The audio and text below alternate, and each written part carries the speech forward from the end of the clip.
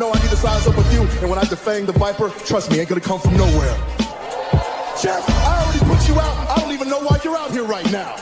Keep on talking. Hey, do me a favor. Why don't you act like this is an AA meeting and you shut your mouth while I'm sharing with the group? And Mustafa, you out here, a boy among men. And I'm gonna tell you what, you got lucky at the Rumble, so I know you're gonna come out here and run your mouth about how bad you are. But let me give you a little bit of a reality check. You see, Mustafa, you said that my eyes don't lie. Well, your eyes don't lie either, because last week, they were closed real tight when I put your simple ass to sleep. And AJ, hey man, be honest with me. How's our old girl Wendy doing?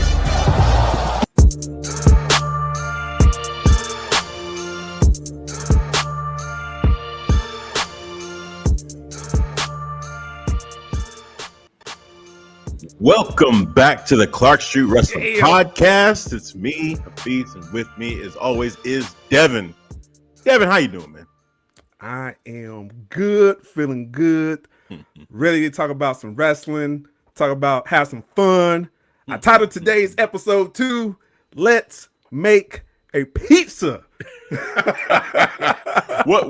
What is inspiring that title for you? Oh, this goes shout out to AEW, who has an interesting character. This guy goes by the name Luigi. Forget his last name, but his character, he's a pizza maker. And he carries around dough and he twirls it around as he's wrestling. It's one of the most remarkable, but it's hilarious at the same time. Yes, that's what I like in my wrestling. I like it to be fun. And seeing something like that, seeing something so silly, oh man, I had a ball with that, bro. So shout out to Luigi, pizza guy, and this episode is in your honor. It's hilarious. He came in, they showed he was going right to spinning that pizza, and he got booted in the face immediately by Ethan Page. I was like, you know what? Oh, perfect. You know what? I got the clip right. New York is known for its pizza. Now I'm going to introduce professional wrestling's premier pizza maker, Luigi Primo. I'm a Luigi Primo. Oh my goodness. Yeah, man. Luigi Primo, that's his last name. About Luigi Primo. Wow. Oh man, You look so happy to be there, man. Why would Paige do that? Hey, I mean, I thought it was perfect. I thought it was perfect because Paige, he's trying to get serious. Like he's part of the firm. Oh, hey, all right. Yeah. With chat blowing up. Oh, I'm sorry, chat. Sorry. It's been a while since we actually ran the show live. So, we might have some quirks, might not. Oh, but, definitely. There might be. There literally might be. And you know what it is what it is. Fuck it, we live. I mean, my mic is sounding okay, right? Like I'm sounding good? Yep. Okay, we even do a mic check. Sure. Mic sounding good. There we go. See? Yeah, man. Oh, this man. is one of those things. Oh, hey, there we go. Shout out to our brother. Shout out to our brother. Yep, there we go. Yeah. We're gonna get it back together. The Shield will have a reunion episode. It will be back. Yes, absolutely. So lots of stuff going on in wrestling this week. What's up, David? How you doing? David? See you there. And we got a couple topics we're gonna run through on both AEW and WWE. We're gonna start things off on the AEW side. A lot of things going on, but one of the biggest things going on right now is this tournament that they've had, the Tournament of Champions, to crown a new AEW champion. And we do have the finalists. It's going to be the American Dragon, Bryan Danielson versus Jon Moxley. To John, he's been holding it down as a leader. Yeah. I think we briefly mentioned his promo, from, I think it was 2 weeks ago, not this past week, but the last. It was last week. Yeah. Last week, yeah. And he, very very passion promo, just kind of rallying the AEW universe, if you will, let him know, just showing the passion, and his love for the business, and it was a great time because with everything going on backstage, it's kind of like, okay, this was probably needed as far as, just getting people feeling positive and forgetting about all the BS going on in the back. So shout out to John Moxley for that. Who's that? Yep. Just in time. Shout out to Justin. Yeah. He's part of the league, man. Shout out to Justin. Great dude. Got a great podcast with his brother. We call them Brothers of Destruction. Nice. They do some good work. Nice. They rant a lot, but it's entertaining, though. All right. I enjoy it. I enjoy the long episodes, but shout out to them, man. Shout out. Awesome. Shout out That's to awesome. Jeremy and Justin. But yeah, we have an interesting matchup here between these two guys. I mean, I actually thought this would be the matchup that we would get. Yep. You gonna say something? Oh no, go ahead. Okay. I thought this was the matchup we would get. I did think there was a chance maybe they have either Sammy or Jericho get in there just because, getting a heel face matchup in the finals might be the way Tony decides to go. But no, he's going with the two ex WWE guys, the two guys from the Blackpool Combat Club. Two of the top guys in the company right now. And yeah, this I think this is the right choice because one, if you were to see this tournament, I mean, clearly these two guys stand out as being on each bracket side, the two that are the hottest, the ones with the most momentum. Even though Bryan Danielson lost to Jericho, it was by questionable means, and Bryan has just been on fire. His wrestling has just been on point, and John clearly seems to be the leader now of the AEW locker room. So having these two guys be at the end here is very intriguing, very interesting. And yeah, who's going to take the L? Like, that's the hard thing to try to figure out right now is between these two guys, which guy takes the L and how they go about this. Now, I do have a theory, all right, but I'm going to ask for your prediction first before I give you my theory. But why don't you go first on the predictions? Because I don't want my theory to influence what you say. I got you. Fair enough.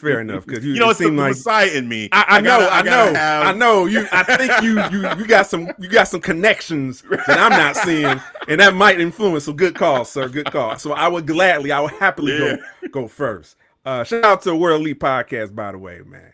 Good group of guys over there, man. Good trio over there.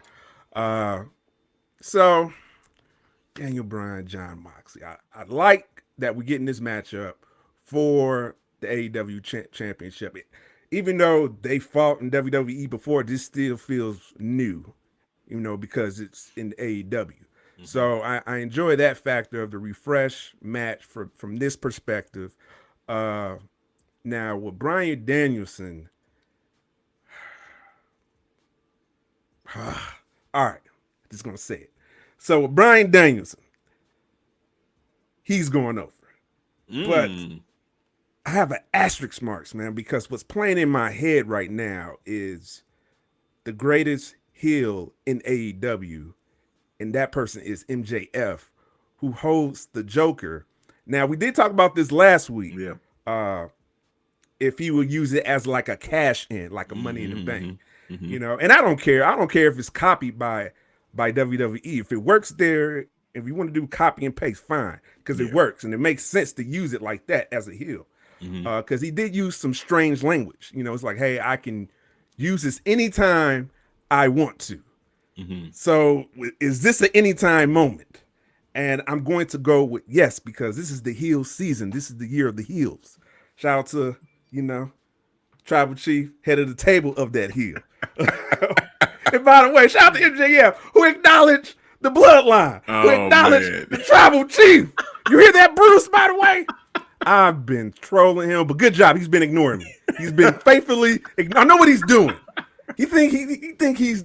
I know what you're doing. All right, Bruce. Shout out to Bruce, by the way. Top of Wrestling Talk. But I'm gonna go. So final answer. It will be Bryan Danielson over John Moxley, but he will be a temporary champion for 5 minutes. Big celebration. Everybody's gonna hate it because MJF is gonna be that heel. He's not going to be a face. People want to, he's turning face, turn tweener. No. Yeah, no. That is not happening, doesn't want sir. To be a face. Exactly. It is not happening. He is going to kill. He's going to suck the air out the room. I'm going to be jumping up. I'm going to be marking out because cashing in on Bryan Danielson. Yeah. Okay. That's interesting. Shout out to Chris. What up, Chris? So one, shout out to MJF, who recently just got engaged, by the way. I don't know if you saw that, but yeah, he did get engaged. Yeah. I think her name is, I'm trying to pull it up here, Naomi Rosenblum. So the two of them got engaged. It's funny, if you go on her page, it's very nice, very like, okay, this is great, it's awesome. Go to him, and he posted something like, hey, ladies, don't worry. Like, just because there's a goalie doesn't mean you can't score. I'm like, this dude he has to be in character. Yes. Zero fucks. Maybe he explains it later to his girlfriend. He had to eat that. He had to eat that argument right there. Like, right. Like, she's in on it. She's in on it. His parents are in on it. It's great. That's true. MJF's whole thing is just perfect. I think he put on there too, like, happy birthday to the love of my life and my fiance or whatever. He put something like that too. Like, he's really playing, like, he's playing both sides of this, being, just this loving person, but at the same time still an asshole. Backhanded compliments. That's what cool. he does. Exactly. So anyway, just throw that out for Max. Congratulations to the two of them, him and Naomi. So as far as predictions go, so yes, I do have a theory on this, and you kind of are on that line with my theory, because MJF having that chip is a big deal. It's a big deal that he has the ability to ask for a match at any time, at any place, anywhere, kind of similar to how you have the briefcase and Money in the Bank.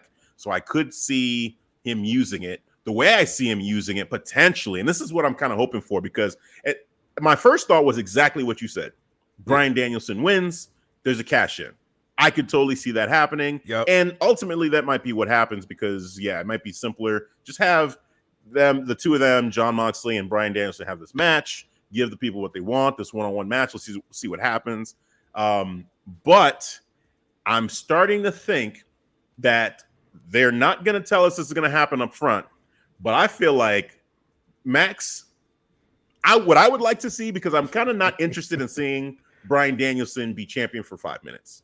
I feel like that is like, okay, this is his first time being champion in AEW. Yes, he's a 6-time or 7-time world champion. He's never been champion in AEW. So why waste that in this moment where he just gets cashed in on? And for Jon Moxley, he was just champion and dropped it after being champion for like a week, 2 weeks, to CM Punk. And now he's going to do that again and drop it again to Max. Maybe he does, but I feel like there's another way to do this. And the way to do it is Max just says, you know what? Bump all this. I'm cashing in right now. Put me in the match. Make it a triple threat. And just Max wins the whole damn thing. Like, that's the way that I could see this happen. Okay. Use the chip to get into the match. Make it a triple threat. Go in there and win the whole thing. Now, I like that.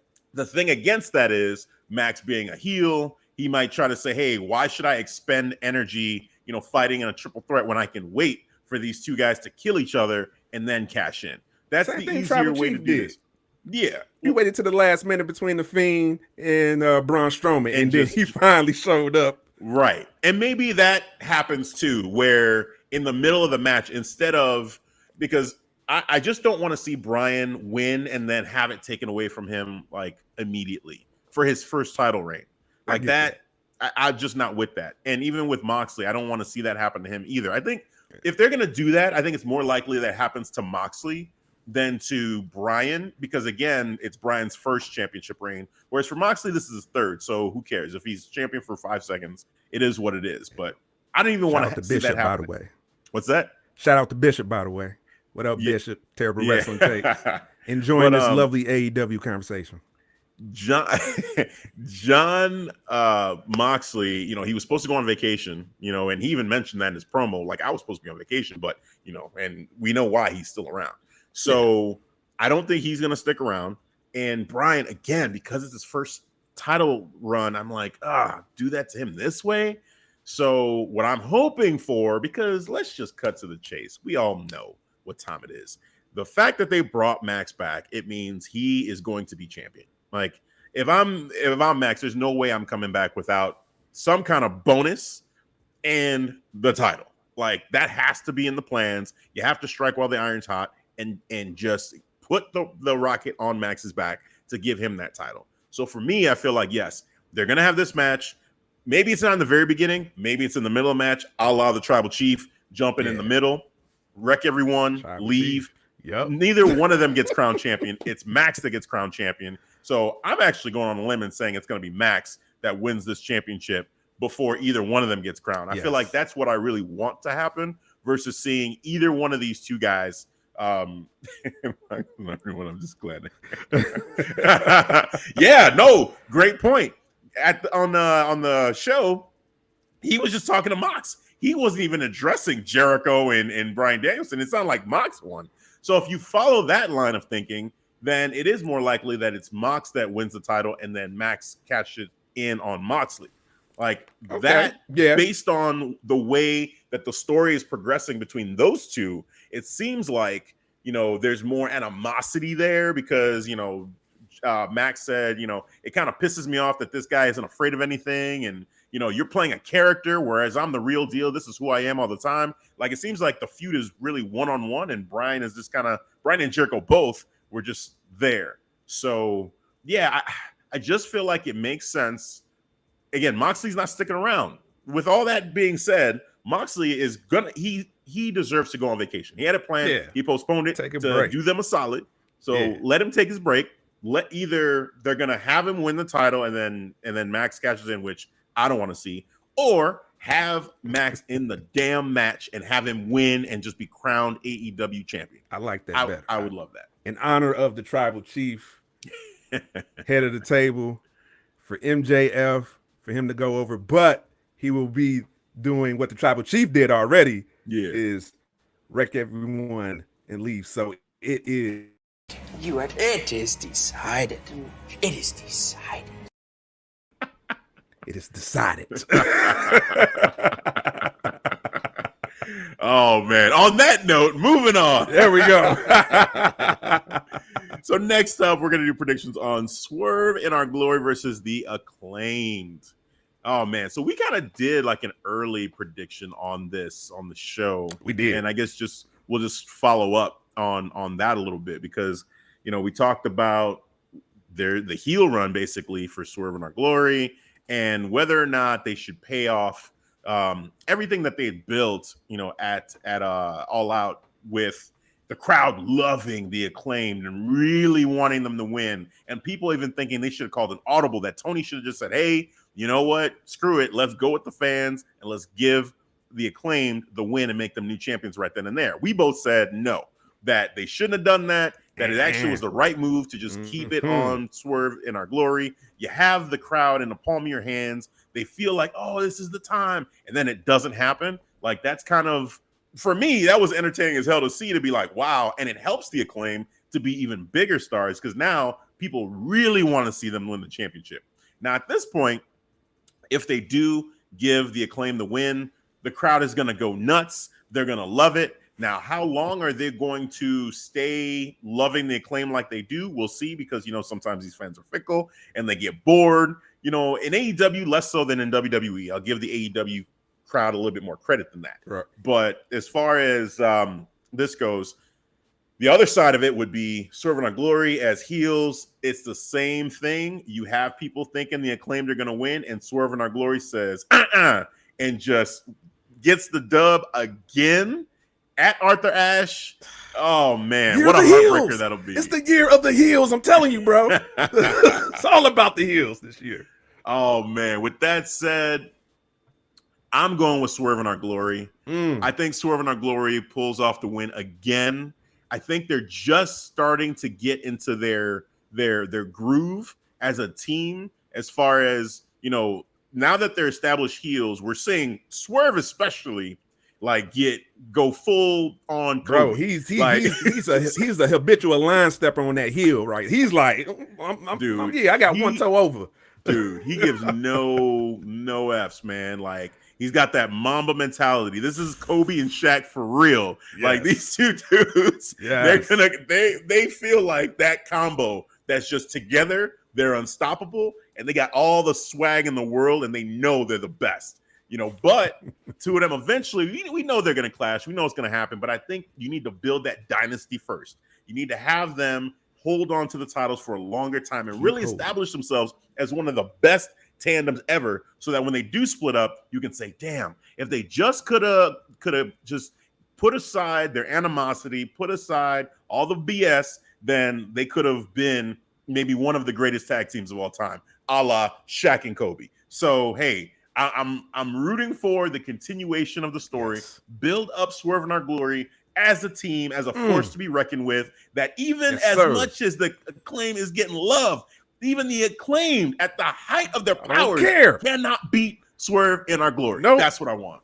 Yes. You heard it. It is decided. Shaq and Kobe. All right. Yep. Swerve in Our Glory. They're going over. They're going to piss everybody off at Asher Ash. It's going to be beautiful. It's going to be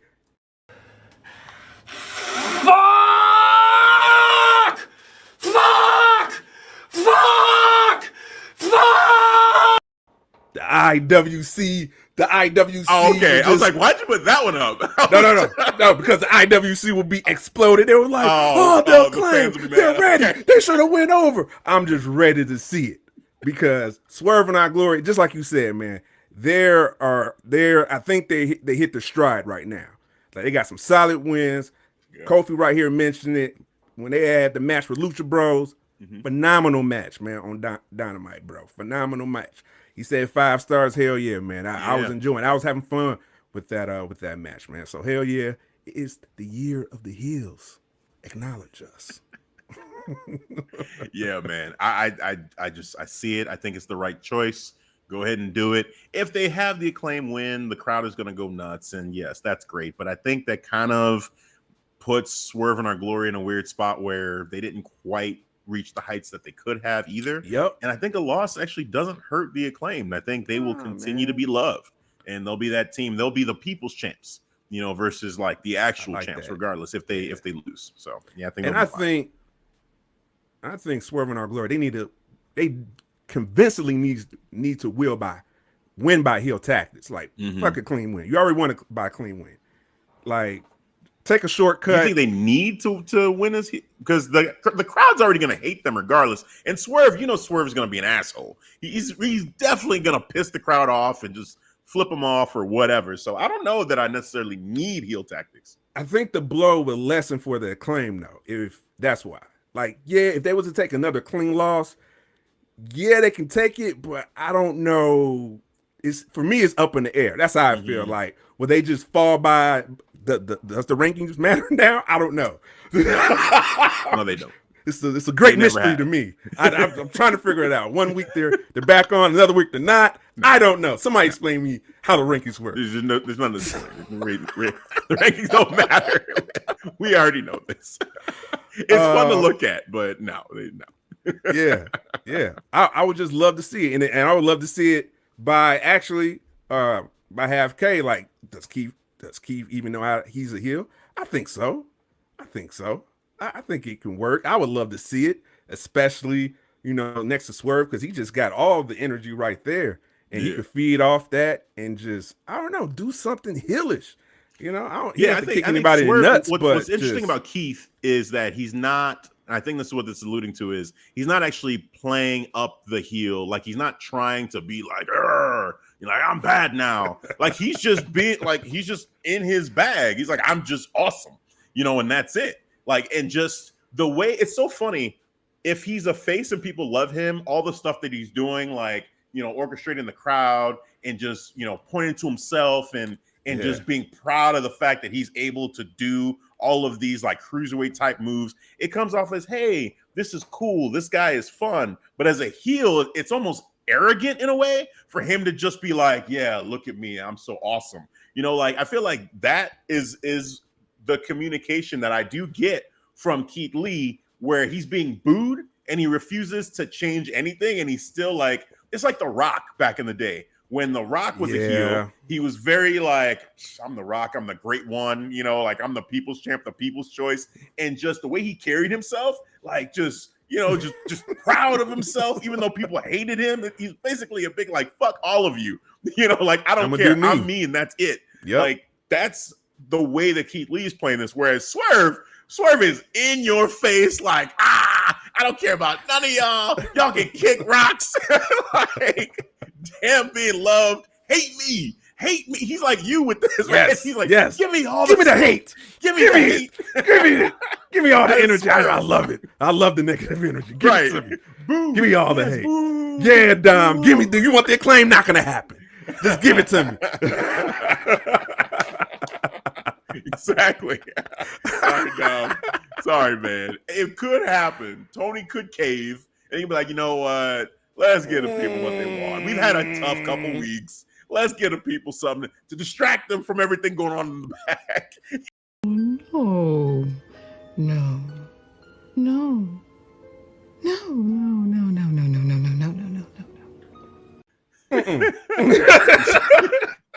Said nope. Distraction.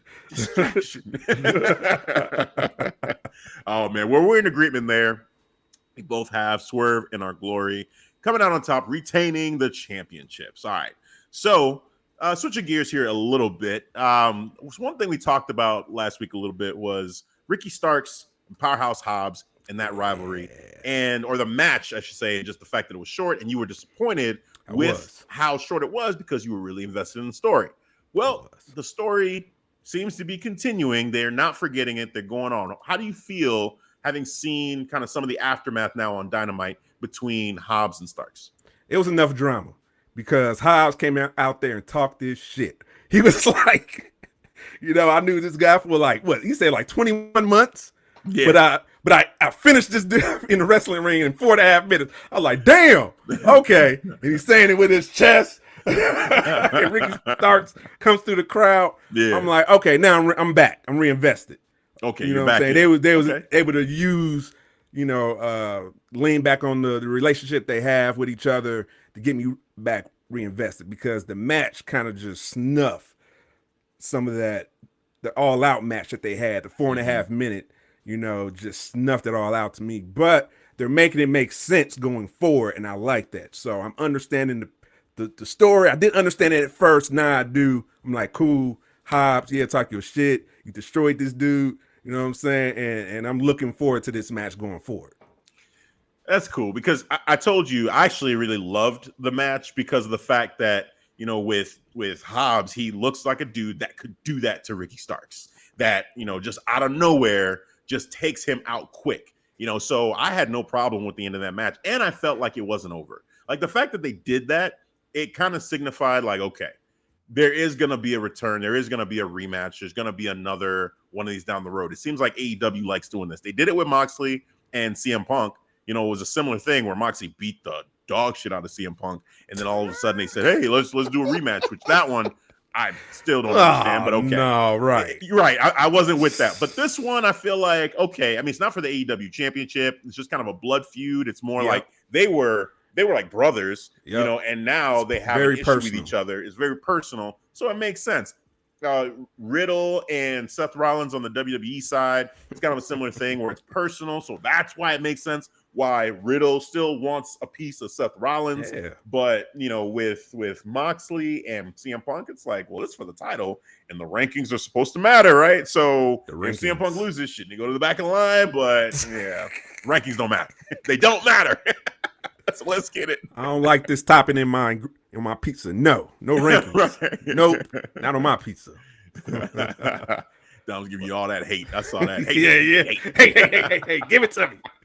Give it to me. Give me your energy. Yeah. Circle of Debate. Ivan over there, man. Make sure y'all subscribe to Circle of Debate. They be going live, I think, every Thursday, but even more than that. They cover UFC, but shout out to them. They do very, very good work. Yeah, man. So we'll see. More to come on that feud with Hobbs and Starks. Really looking forward to that. I think it's good. Now, I think there was a little bit of a botch too, by the way, in that interview part because you saw that Hobbs was bleeding, right? Yeah. I think that blood may have been like a blood capsule because then Ricky Starks, when he came out, he punched him in the mouth. And then Hobbs was kind of pointing to his lip like, oh, it was bleeding. Now, I mean, maybe it was something that happened to him during the match, but that dude that he fought didn't do anything.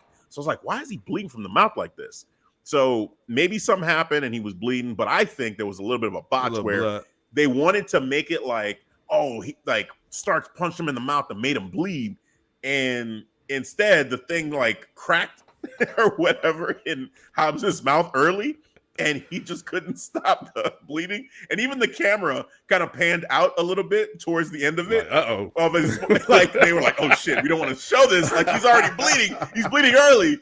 And then here comes Starks, hits him, and then Hobbs is like, oh yeah. And I'm like, oh shit. Like could have been a botch, yeah. So, yeah, like the Alexa Bliss when she was supposed to like foam at the mouth and yeah. it was just spit. It was just... right. It was weird. Yeah. So I don't think they need it. I get what they were going for. And I guess it could have been a cool effect, but it just didn't work. That part didn't work. But I'm still invested in the story. Like I said, I was seeing the big picture already, and seeing them just still interacting with each other was enough for me. So I'm happy with that. All right. Next. Tim. What's good? Tim, Shout what's out up, to man? What's up? Florida Slapper Sports doing good work too. Next up, we have, oh man, this hurts me. This hurts me. No Wardlow on Dynamite. This kind of surprised me. I was like, "Ooh, you was hurt by that," and you was like, in captions for the topic. What the fuck? Just like this. That's how I copied it right there. I copied and paste. Yeah, this is a copy and paste. The title that you see up here. Look, yeah, literally, that's what I said. That's what you sent me. Literally, it's that. I don't understand. He literally last week was saying, I've seen on the internet that people are saying Wardlow's lost his momentum. Wardlow doesn't have it, and all I got to say is, I'm here, and from now on, things are going to change, and da-da-da. And I was like, oh, I'm hyped up. Okay, cool. They're going to start building Wardlow like a freaking star. Like he's going to be the man. He's going to be the face. He's going to be the face of TNT or TBS or whatever. And then he doesn't show up the next week. What? What? Shit is a 2-pack of ass. The fuck are you talking about? That shit stinks. Yes, it stinks. It stinks. Are you kidding me? How are you keeping this man off TV? Yeah. This is ridiculous. It's mind-boggling to me. Like the TNT Championship, when Cody had it, when Miro had it, felt like it was just as big, just as important as the AEW Championship. And then something happened along the way with Sammy Guevara, and Scorpio Sky, where all of a sudden it just did not matter anymore. And now it's with Wardlow, and I'm thinking, okay, they're going to get back to it mattering. And Wardlow can't get on TV after that whole thing with Max. That whole storyline where, for me, I was all the way bought in. I was like, yes, I even wanted the Wardlow MJF feud more than the MJF CM Punk feud. I was ready for that one to be done, and I wanted to see Wardlow and MJF. I remember that. Yep. Yeah. I remember you said that. Because that's just how much I felt like they'd done a great job of building that between Wardlow and Max. And then, of course, there was the whole thing with Max and wanting to get out, and so they kind of, had the ending where Wardlow just squashed him. But even after that, I'm like, okay, so now MJF is gone. Wardlow is then eventually went for the TNT Championship, wins it, and it's like, oh shit, okay. They have a star. The crowd loves him. They're going nuts. Wardlow. He had new music, everything. It seemed like everything was on the up and up. And then all of a sudden, where's Wardlow? Where's TNT Wardlow? champion. TNT champion. Like literally, where's Wardlow? I swear they should just make that a skit. Where's Waldo? Where's Wardlow? Like that's the whole thing now because this is crazy. It's like, How, Sway? How is this man not on television? Where is Wardlow? Where is he? You fucked up, that, don't you? I see what I'm saying. I thought. No, so I'm saying that you done fucked up now. You know that, don't you? Tony, ask him. What an APB out for this man. As pissed off as he was last week, there's no way in hell that this man is cool with not being on. Did you see him in the back? Right before he was going out, when he was walking down the hallway, and they were playing his music. He's like, "Where's my music?" Yep. And then they still there playing. He looked back like, "Where's my?" Then they started playing it, and then they played his old theme song instead of the new one. They didn't have the shit ready, bro. They just like, what is this? Is your TNT champion? This is the dude. This is the guy. I mean, oh my good, it's crazy to me. Man. It's crazy. So what? I just had to get that rant out because it just. Hey man, damn Hafeez. I'm pissed. I am invested in. I was invested in Wardlow, and I feel like the man has what it takes to be a star. He can do everything. Okay. You know what's a good comparison? You see how they're doing Wardlow. Look at how they're doing Braun Breaker on an NXT 2.0. NXT 2.0 is doing a better job of building Braun Breaker than AEW and Tony Khan is doing of building Wardlow. That's crazy. And y'all know how much I give WWE shit for NXT 2.0. Yeah. But I'll tell you, I had to take it. Had to take them shots. Oh my God. Braun Breaker as a star, as far as building a star, they've done a great job.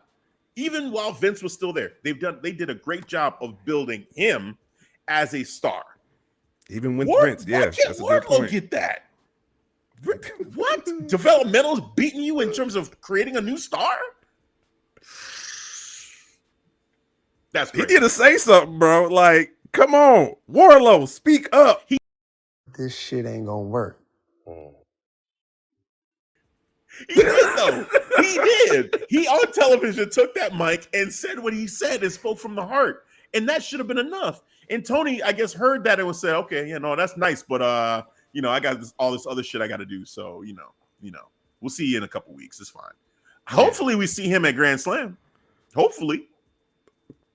Maybe I hope they have a spot for him. He's gonna squash somebody, I'm sure. It's probably gonna happen. But if it doesn't, best believe we're gonna be right here. And the next one is gonna be where's got a match Wardlow? Ready for Wardlow. Yep. Maybe I'll make a clip of that. Where is he? We're doing a search. APB is out. We're looking for him. I'm concerned. I'm worried. All right. He's a big man. It shouldn't be this hard to spot him. Give this man a match. Give this man a match. Let him fight the pizza maker. The pizza guy, Luigi. Feed him Luigi. Yes. We can make him a pizza. Try them motherfucking pizzas, bro. Wow. Nah, they'll end up being boys after that, man. Like, I don't think Wardlow can hate that, man. He'd be like, you know what? Come on, man. Come make me a pizza. Let's hang out. It's cool. Oh, man. So, I said, I just had to get that rant out. And I'm watching. Where's Wardlow? That's where we're at. Anything to add to that before we move on? Nah, man, you said it well, bro. I'll let you have that segment right there. That's all you like the topic. This is verbatim. I copy and paste this title up here. I didn't have enough symbols because he put more than that. I just shortened that off. I'm looking at it right now. Right. Oh man, let's move on. Wardlow, we're here for you, man. We're looking for you. All right. Well, someone we don't have to look for, and we didn't bring him up last week, so I say, hey, we got to bring it up this week. Braun. I'm wearing the shirt. Get these hands. Braun Strowman is back. Yes. And we didn't bring it up last week, but I want to bring it up this week so we can talk about it. So what are your thoughts? Since I had that last one, what are your thoughts on Braun Strowman being back in the WWE? I love it because Braun Strowman stands out. All these feats of strength that he had back in the day, flipping ambulance, semi-trucks, vans, all that shit. That was cool. His wrestling matches was solid. Something that kind of pissed us off, doing that. I'll never forget that. He did a frog splash on Seth Rollins. To Seth Rollins, I'll never forget. Seth Rollins kicked out. How? Like, come on, guys. It's wrestling though. It's wrestling. It's wrestling. That's why. It doesn't just make sense. It doesn't make sense. All right. I figured it out. That's why I don't get mad as I do. This is wrestling. That's the secret. But yeah, man, Braun coming back. He looks in phenomenal shape. Crazy big boy strength that he still got. Looking a little bit more quicker. I don't know if you've seen SmackDown tonight, but it seemed like they're setting up the match between Braun and Otis. So they said they reinforced the ring for next week. it'll be ready. I'm like, okay. I was just scared they might be setting up something for him and Omos, which I think is going to happen eventually, but I kind of don't want to see that. Omos is, I don't know, bro. Omos needs to go to NXT. I think so. Triple H, like, you bleeding this over now? Like, send that dude down. Send him to NXT. Yeah, let him link up. I'm not saying give up on him, but he needs work. Yep. He needs real work, and I don't think Raw and SmackDown is a place for him to try to develop. No, you have. He's not even getting a crowd reaction now at this point, and that's when you don't get a crowd reaction, bro. That sucks. That sucks. That sucks. Yeah. He could learn from Braun. Definitely Braun's figured it out. So you tell me you were happy when you saw that. Oh man, we're getting there. We're getting there. That is a topic. We're gonna talk about that. Like I win in the end. We'll see. We'll talk about it. That's a whole topic. Yeah. That's a Hafeez segment right there. That's all you, sir. That is all you. But yeah, Braun Strowman being back, it's great. It's great to see him back. Just him being away in the first place, it was a shock when he got released. It didn't really make sense. Like he just seemed like the WWE type guy, a Vince McMahon type guy. Big guy, just tall, muscular. When I'll never forget Vince McMahon telling Ricochet, "You think you can hang in here with all this beef?" Like I feel like it's guys like Braun that he was talking about. Those are the guys that he looks at to say, "Hey, these are my champions. These are my A+ players." So for him to get released was weird, but now with him, being back in the fold, it just feels right. And it feels like he got in even better shape than he was too. Like seeing him, like it just seems like he's trimmed up a little bit more. His back looks massive. It looks massive. But also too, like the look on his face, it was very like you could see the emotion in his face being in front of that crowd when he first went down on Raw, when he went down the ramp on Raw. You could see it. It wasn't like, it was more like, okay, like I'm back. And I actually appreciated that. There was some like a storytelling going on with him where it seemed like Braun did not want to go to AEW. He didn't want to go anywhere else. He wanted to be in WWE, even when he first left. And all the communication. He was doing that control your narrative with EC3. Right. But honestly, it's interesting. He had an opportunity, I'm sure, to go to AEW with everybody that was getting signed, right? Oh, yeah. But he chose to not sign any contracts that would keep him, away or keep him from being able to come back. And then when Triple H, takes over, immediately he's back in WWE. So I'm glad to see him back. He seems happy to be back. He's having fun. I want to see Braun be at the height of his powers, in WWE, build up momentum again like he did when he first started to do the get these hands. And let's see where he can go, man. I think it'd be cool just to see him go on a little bit of a run here. So happy to see Braun back. Just wanted to bring that up. Yeah. Next up, we've got maybe the most fun faction right now in WWE. Yes, the Judgment Day. Oh my God, yes.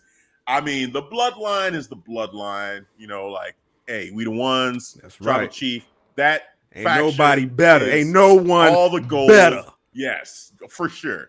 But as far as just having a good time, not giving a fuck, this group right here is establishing itself. Didn't I tell you to watch Finn? Yeah, you did. You did. Hey, brother, Finn? you was right. You was right. I got no problems to admit, when I'm wrong. I'm good with the self-accountability. So as I'm wrong, I'm happily wrong on this too. I'm like, look at Finn with the bandana, gangster Finn, gangster, straight out of Saints Row, out of Saints Row. That's all I see now. It's him just being ridiculous with the bandana. Yeah, and the way he had that chair and took it to Edge. Yes. It was hard to look at it on the replay. I saw it. I was like, oh, shit. That angle. And then they showed the replay. I was like, oh. It looked bad. That was a nice setup. Because I'm watching. I'm like, there's no. How do you could fuck this up? Like his leg could literally snap right now. Like I cringed. I cringed when that happened. And then he'd hit the move, and it was perfect the way they did it. But damn, Uncle Edison. Well, those were sus three amigos, though. I'm gonna be real. I'm some Sus three Yeah, amigos. yeah. I mean, look, Dom in ring. Your daddy he's a taught work you in better than progress. that, Dom. Yeah, he's a work in Your progress. papa taught you better than that. He's a work in progress in the ring. I'm fine with it. You know, they're gonna keep working with him. Being with the Judgment Day, I feel like that can help cover up some of his weaknesses, but at the same time enhance his character. The character work is what we're working on right now to give him that like edge, that attitude, you know, that he's been missing being with his dad. So I think that's swagger. that. Yeah, and let's talk about the promo. So he had a promo, he had an interview in the back in the shadows, which at first was a little bit awkward because you know he's staring off, you know, and he's just kind of speaking this way, and I'm like, and they had like a transparent double image of him too. Right. So I thought that was a little bit weird, but I did like what he was saying to his father. I mean, the most disrespectful line was, "You cast a big shadow for a tiny man." Like that line right there, I was like, oh shit, hold on, wait. Let me go back. What did you say? So Eddie's son. That's what I said. Right, basically. So, but then, you know, he got personal. He said, "Hey man, you never really talked to me. You never really got to know what I wanted. You know, you kept trying to teach me things, but you never really asked me what I wanted." And I'm like, okay, like I like that because that really puts it in Ray's court as far as like the blame, because you know he was trying to lead Dominic down a specific road. So we see that, and then the clear, blatant thing with him picking Edge over his own son to go into battle with. Like Ray has a lot of blame to take on in what had happened in Dom deciding to side with the Judgment Day over him. Yeah, so you're old flesh and blood, or supposed flesh and blood, you know. He's still trying to figure that out. But even when he came, they had another backstage segment. Dom was getting ready, and you know, and Ray popped up. He was like, "Son, I didn't know that's how you felt." I was like, "Really?" Yeah, like, come on, man. You blind? 24, 25 years just to now you just figuring this out? You just seeing this? Come on, man. Come on. But even just the last couple of weeks, like how could you not know that was going to piss him off? Remember when he got speared, when Dom got speared by Edge before he turned, and Dom was mad at Edge in the locker room. Like they almost got into it then. And Ray was taking Edge's side, like, "Calm down, son, calm down." It's like, what? What do you mean? Why are you taking this dude's side? And then after that, you then picked him to be your tag team partner. Like, come on, man. Like, it's clear. It's clear as day. Ray is just blind. He's naive. He's blind. And even now, here's one thing I'll ask you. When Ray came down to the ring and he was trying to protect Dom during that match, and Edge was just tossing him to the side, what did you think was about to happen? Because for me, what I kept looking at was, is Rey Mysterio about to get into it with Edge, and him and Edge are going to start fighting, and maybe Rey like somehow turns bad and sides with his son with the Judgment Day? Because it was bizarre watching that. I'm like, what is Rey doing? Like they're already in the match. Like, fuck it, let them finish this up. But you come down and you're trying to stop him for what? It's already there. We're already there in this matchup. They're already fighting. They're already going through it. Let them finish the match. Yeah. But he comes out there like, please, Edge. Bro, I told you already. He needs to take this ass whooping. I'm done. Get out the way. Hey, he's my son. Like, dude, why are you babying him, bro? He's like 24, 25 years old. Live a quarter of his life already. What is you? Seriously. He deserved this grown man ass whooping. Edge beating the shit out of him, by the way. He was beating his ass. You asked for this, Dom. You asked for this. You wanted this. Right. Like, I was just playing. Dom was like, please, Uncle Edge, please. Look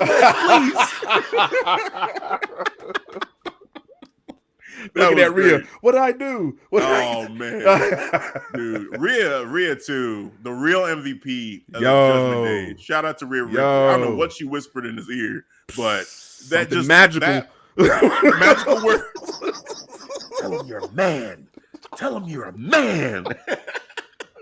I'm not even a boy anymore. I'm a man now. After she said those words, that man was biting his lip. Yeah. I'm a man. I was like, oh, what did she say? Jesus Poppy. She's Poppy. Some type of incentive. Yeah, right. Exactly. Gave him some motivation. Right. Yeah, man. Yeah. No, Yeah, she's doing man. a great job, man. Just her presence with Dom, I think it's great. It's perfect. And as soon as they started interacting and Dom couldn't hit her with the kendo stick, I knew. I said, oh, she's got her claws into him. And she had posted something on social media. It was a Freddy Krueger thing that's kind of gone around recently, where it's like him as a puppet master with, you know, some character in the movie. So that seems like what she's going for is being like this kind of puppet master. She's in his head. She's got her claws synced into him, much like, you know, Freddie did in the movie. So shout out to Rhea. I think she's being a real MVP. Damian Priest is the one that now is kind of sinking in the background. Like before, it seemed like Damian Priest was the one that was standing out the most. Yeah, because he had the Venom bars. Like, what's that? He had the Venom bars. Like, speaking of with the evil laugh. At the beginning, he did. The Judgment Day. But now, ever since that match with Edge, I think in Toronto, it seems like, okay, he's kind of taking a step back a little bit. Yeah. He's still there. He's still talking his shit. But it seems like, you know, it's kind of more even now where all of them are shining. If anything, Rhea probably shines the most. Finn, for his ridiculous look and just gangsta attitude right now. I'm about to be like, man, he about to get this work. He gives no fucks. And he's getting W's. Yes, he's getting dubs too, bro. Yeah. Dude, Riddle, you want some of this work? You don't want to join us? I'm about to get this work then. Right. Oh, man. Should Riddle join? Hell no. Hell no, bro. I do not want to see that man nowhere near the Judgment Day, man. No. No. No. No.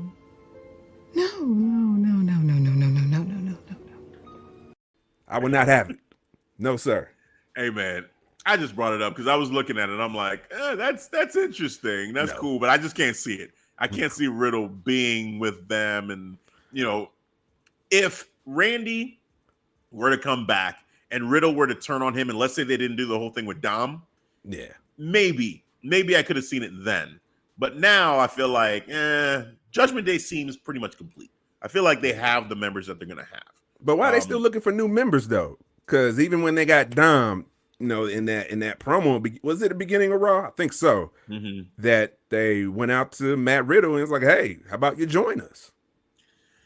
Yeah, I don't know. I feel like they may not have a complete plan for that necessarily, because it just feels like they aren't. I don't see them as a team that's going to keep recruiting people like this. I think the four of them right now, build them up as a formidable faction, and you've got something with these people here. Because the more people you add, the harder it's gonna be for each individual member to stand out as well.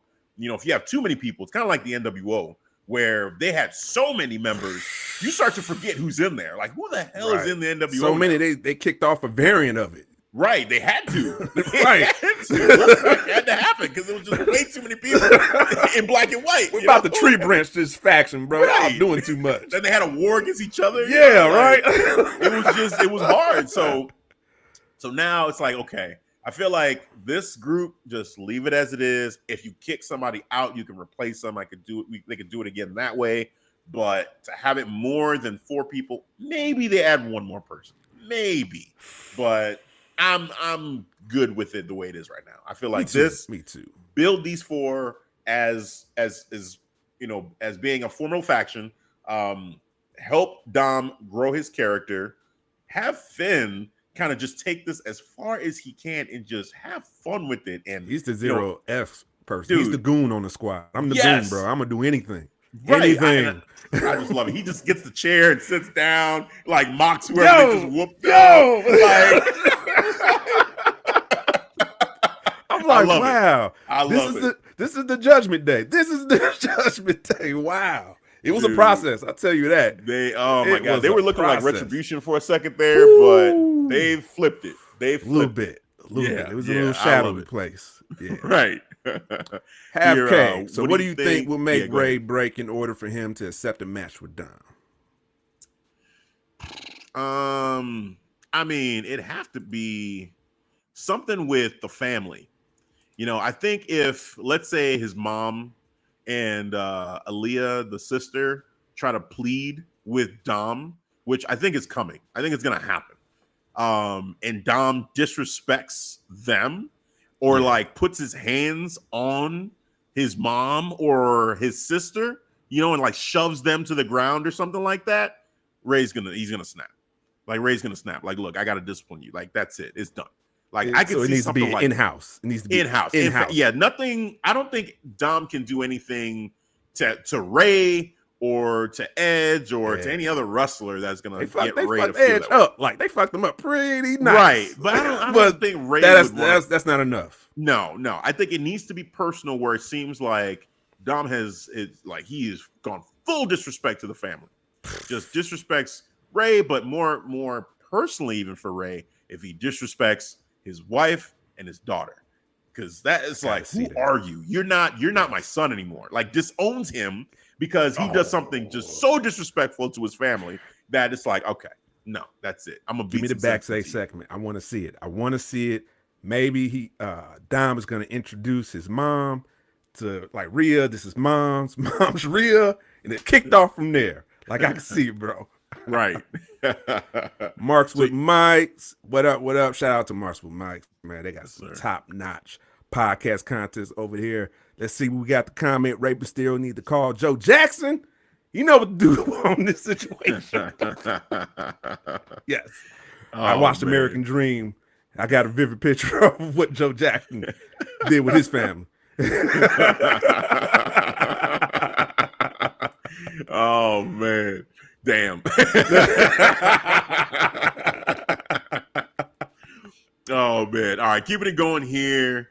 We got a question here. And the question is, does Seth freaking Rollins need gold? Does he need gold? He only needs one type of gold. Not U.S. title. No. You know, even though they had a backstage segment, he was like, that's not the gold I was asking for. But, you know, since you're here, why not? Yeah. I understand that, you know, because Bobby Lashley approached him. He didn't approach Bobby Lashley. So I like that. But enough of these side missions, dog. All right, let's get back to the main mission, to the gold that he wants, the gold he needs, the gold that will establish his legacy is beating Roman. Oh, my God. Go ahead. Give me a moment, bro. Give me a moment. Love it. Take your time. Woo. I'll wait. Oh, my God. The things about facts. The facts does not care about your feelings, and they don't care about mine. I wish they did. They don't give a fuck about my feelings. But the Tribal Chief has not beaten Seth not one time throughout their feud. Not one time. Seth has my Tribal Chief number. Big facts. You got to do that. You got to say. I'm just you saying it. I'm just. Me saying it should be enough. You don't need to add any more fuel to the fire. It's done. It is decided. Oh my God. All right. It's that is the main objective. When that happens, I don't know what my world is gonna be like. When that happens, honestly, I don't know where my love goes onto a new wrestler. Maybe it'll fall to Seth Rollins. Damn, whoa! I don't know. I don't even want to talk about that. This goes to a new wrestler. I don't know. One match. I don't know. You remember how happened to Adam Cole? If you're an early listener of this show, Adam Cole is my first love. He was my Tribal Chief at the time. And they decided to do this crazy celebrity match with Pat McAfee, you know. And he won the match. Yeah. Even though he won, the storytelling was silly. It was silly. But that's neither here nor there. I digress. All right.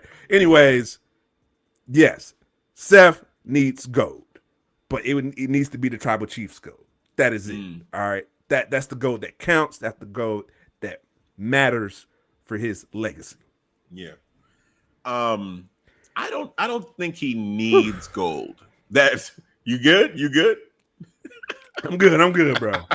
I'm good, man. That was rough. I don't think he needs gold. when he said it, when he talked about, there's one thing he wants to do, and you could tell he was alluding to Roman Reigns, getting the Universal Championship or even getting both of those championships. Yeah. But I feel like Seth has gotten to a point where he's kind of, it's kind of a holy grail kind of situation for a wrestler where you don't need to be in a championship feud to be one of the faces of the company and just so compelling. Like it's so amazing to see when, a wrestler gets to that point where it's like, no matter what they do, you want to see them, and I could picture, Seth going for the title, winning the title, being champion, and it would be amazing. It'd be fun. Yeah. But the fact that he's so damn entertaining as is, he is. It just seems like a Seth Rollins match is an event in and of itself. And that's kind of the goal, like to have it be, because not everybody can be champion. There's only one, champion, one true champion. Everybody else, you're on the show and you're doing your best to stand out and to get over. And I mean, it's hard, it's not easy for all of them to do that. And sometimes you feel like, you get bored when a wrestler is not, like, they're stagnant and they're not, going for gold or winning gold. Even Seth, he had lost 3 straight matches to Cody Rhodes, and look at where he's at. Like, it's insane to think about. That's weird. Like, that would kill anybody else, like any besides the Tribal Chief, but anybody else is just like their momentum will be snuffed. Done. Right. They're buried. All right. You got to reestablish him again. But with Seth, it's Kevlar, bro. It's nothing. It's nothing. That's where I'm going with it. Like, I would love to see him become the undisputed Universal WWE Champion. I said it already. I would love to see it. Believe me, I would love to see it. But even if he didn't do it, like, I'm just enjoying so much what he's doing and the performances that he has, and just everything about his whole, like, presentation and the storylines he's in and everything. He just does such a great job of just being that dude, that guy. Like, as far as Raw is concerned, he is the face of Raw. He talked about it. And Bobby Lashley, look, you are the United States champion. You're doing a hell of a job, and it's amazing. However, no, sir, you are not the face of Raw. It is Seth freaking Rollins. You can say, hey, whoever carries the gold is the face of Monday Night Raw. I was like, nice try. Nice try. Maybe in your eyes, in your head, in your space. Whose song are they singing? Whose song are they singing every time it comes out? You watch what happens in this match. We all know what's about to happen. This crowd is going to be, oh, whoa. We all know from beginning to end that's what's going to happen. And yes, Bobby's over. I love Bobby Lashley. He's great. But the face of Monday Night Raw. If you could take okay? 6 You're not that guy, pal. Trust me. You're not that guy. Okay. Exactly. Sorry, Bobby. You're not. It's Seth freaking Rollins. It is decided. It is decided. Yup. We both said it. That's a full stamp right there. We both got our signatures right there, man. Co-sign it. Oh man. All right. Damage Control and the Bloodline win some gold. Talking about gold, we got both of them winning gold. Man, I mean, this was a nice week for both of them. Damage Control, they ended up getting the tag team championships, off of Aaliyah and Raquel in a match that was solid. It was a solid match. It wasn't the best match, but it was a solid matchup overall. I kind of felt like that was coming, honestly, because I think a lot of us were shocked that Damage Control did not win it in the first place. Yeah. So when this match got announced, I'm like, I think they're doing a course correction. They're going to go ahead and give them the championship they should have won in the first place. So shout out to Damage Control. That was cool. And the Bloodline getting yet more gold with Solo Sikoa winning the North American Championship in NXT. Solo. Man. I love when I hear the crowd, man. The main roster, hopefully they'll catch on. But NXT crowd, when they add their chants, their specific chants. Oh, of course. Love it. He came out, it was like, Solo. I was like, yeah. I'm like, oh, he's winning. He's getting gold. He called the shot. You know what I'm saying? So Tribal Chief is watching, possibly. You got to get the dub. And shout out to Solo, man. Yeah. So yeah, for both of them, I feel like it's always nice to see factions get gold. And like I said, this past week they both got gold for their factions, and we might be getting maybe even more gold getting added to Damage Control, because we do have Bailey and Bianca being set up. With that coming on the horizon, what do you think? You think Bianca, this is the person she's going to drop it to, and then you have Damage Control with all the gold? Control.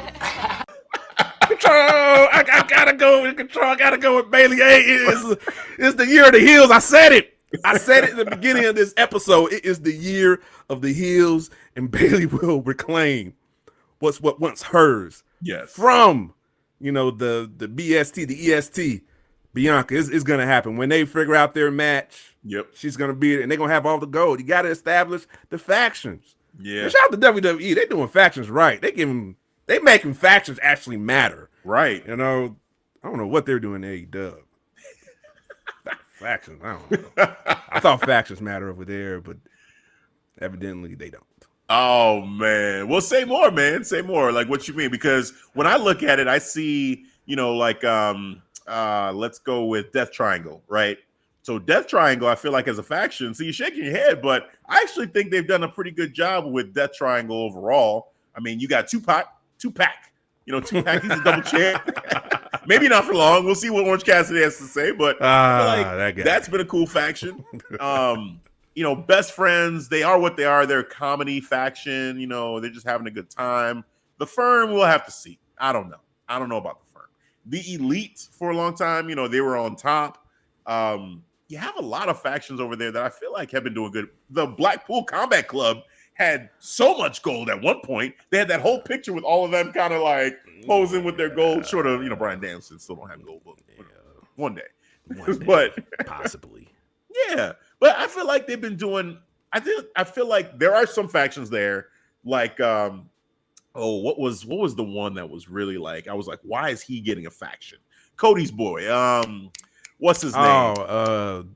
What is his name? We forgot now. But that I totally have dropped him from my mind. But that was like that dude's name. Hey, chat, can y'all help us out? Yeah, dude? The faction, Cody's old friend. I'm totally blanking on his name, but it'll come to me. But like, there's been some where you're just like, I don't know. Like, this one really isn't doing anything. House of Black, I feel like, was a faction, or was a faction. We'll see what happens with Malachi. That never quite reached his potential. And that one kind of pisses me off, honestly. Yep. That one, I feel like they should have won something. Like, Malachi should have at least won the TNT championship. Yeah. Like, I think definitely. In the beginning, maybe Dark Order was there, but unfortunately what happened with Brody Lee, I believe they was on a precipice of just establishing them as one of the great factions possibly for AEW. But right now, man, I don't care about their factions. Now, one team that you mentioned, I did not care. I was like, they're champions. That right. I didn't care. I don't care about Death Triangle. I don't care about the AEW Dark Champion and the Trios champ right now. They got to establish the Trios right now for me to get me to care. But I don't care about the AEW Dark Champion too, because I'm not watching it, because it's on AEW Dark, your title matches, bro. You know what I'm saying? So even from my eyes, I'm not seeing you on Dynamite. The Pinnacle. Yeah, that was great. You know what I'm saying? I thought we were going to be like, bro, the Pinnacle. The Pinnacle, bro. Yeah.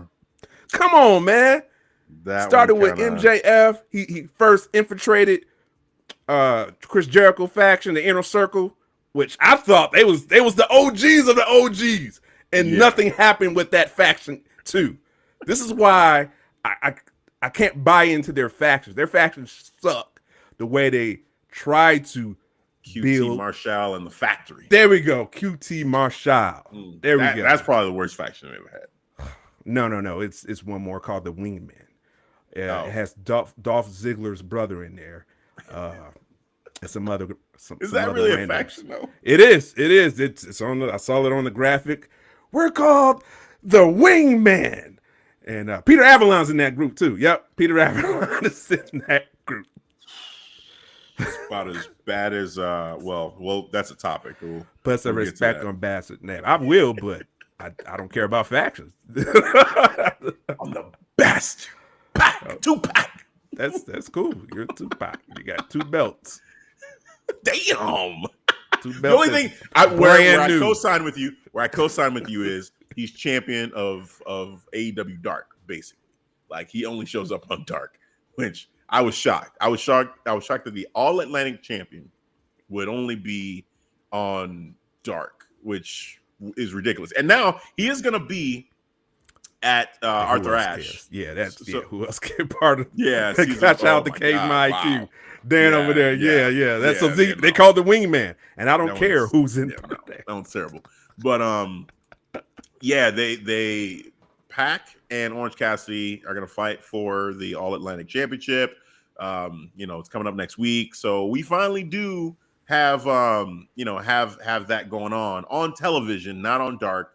So maybe that'll be a start of things changing up a little bit. I guess, but I have no faith in their factions though. That's the point. If you want to establish Pac as that dude, cool, I'll roll with it. But as the factions, the way you guys do factions, and it feel like everything just bleeds together.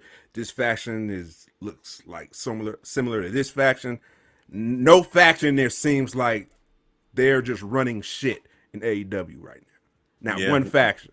That's the faction I'm looking for, right? I mean, all the factions we're talking about on WWE are running shit. Bloodline clearly are running shit. You got Damage Control, who's starting to put their stamp on things. And even the Judgment Day, the way they're running things now on Raw, is like, all of them.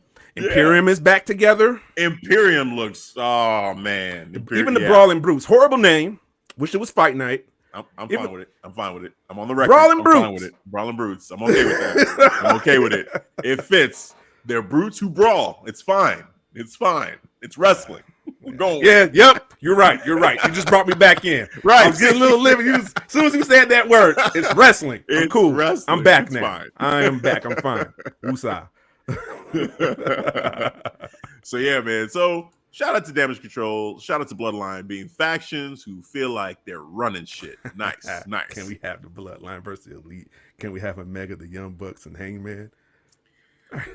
I mean, look, the rumor mill has been churning about the Young Bucks having some conversations. My sources are but rumors are like assholes. Everybody's got them. So we just gonna let the rumors be what they are until we get something concrete. Because as far as that being real and them going to WWE, it'd be cool. It'd be great. Yes, exactly. Okay. But I don't buy it. I don't buy it until we actually get something real. So we'll see what happens there. Right. I just can't imagine them truly leaving AEW. That just me neither. No. Right. No. The game plan they came with, but right. Cody did it. I mean, Cody did it, and I never thought that would happen either. Right. So it could happen, but I gotta see it to believe it. That's where I'm at. Yep. I gotta see it to believe it. I gotta see it with my own eyes. Yeah. Well, something we did see with our own eyes was the debut of my guy Johnny Gargano against Chad Gable. Woo! Yes. Great match. They put on an awesome match for the debut. Johnny and Chad both went at it. Shout out to Chad Gable, showing the world like, hey, he's a great wrestler. Ever since Triple H is taken over, even a little bit with Vince too, but specifically now with Triple H, he's been showcased a lot. He's not getting dubs, but he has been showcased a lot as far as being in one-on-one matches and showing off how great of a wrestler he is. So I love the fact that it was him versus Johnny Gargano, and we got to see a nice back and forth in the beginning with the mat wrestling, and they were being very technical, and that crowd was very responsive. Yo, yeah, Johnny 6 stars. Johnny 6 stars. Mm-hmm. I love it. Right. Yes. You gonna acknowledge that comment. You stop it whatever you in the moment you was talking. No, I gotta say something about that. Forget all that. Johnny 6 stars. Johnny 6 stars. See, Dan, you got my boy all geeked up, man. You got him geeked up. This man puts on classics. He puts on banger matches. He just has it. He has it. So it was great to see him back. Gable has been incredible. Beautiful German suplex, a diamond head. But yes, I cannot give him enough love. Chad Gable was awesome, is awesome. I want to see him get featured even more. But yes, this matchup was everything. Loved it. It was great. Great debut. And then at the end, with Theory coming out with the chair, was perfect. It's setting up for a matchup down the road with Johnny and his former son, Austin Theory. Oh, man. Love it. Loved everything about this. It was great, man. So what were your thoughts on this matchup, just seeing it and taking it all in? Loved it. I love the crowd reaction. I love hearing the crowd saying, Johnny Wrestling. Yeah. I'm like, oh, shit, they know. They know. Oh shit. Yeah. That's what I'm talking about, man. So he is, in my eyes, legit over with the crowd. The crowd was cheering him on in a spectacular match. Just, loved it, man. You know what I'm saying? I got to have that in my pizza right now. Some Johnny Gargano 6-star topping. Yeah. All right, with some Chad Gable. Chad Gable been giving us bangers too, man, on the Raw. He has. You know what I'm saying? Yeah, man. Papa H, keep doing your thing, bro. Just loved it. Just got to get that Johnny moment in there. He had the debut. It's so great to see him back after all this time away, not sure where he was going to go. Then Triple H gets in charge, and he comes back in the fold in the WWE. And then, like you said, the crowd acknowledging Johnny Wrestling with the chants. He goes out there, hits one final beat, gets the dub, his first match. Great feeling. Great feeling. Let's go. I'm ready for it. He loved it, bro. He loved it. The crowd was reacting. I mean, they fucking love me.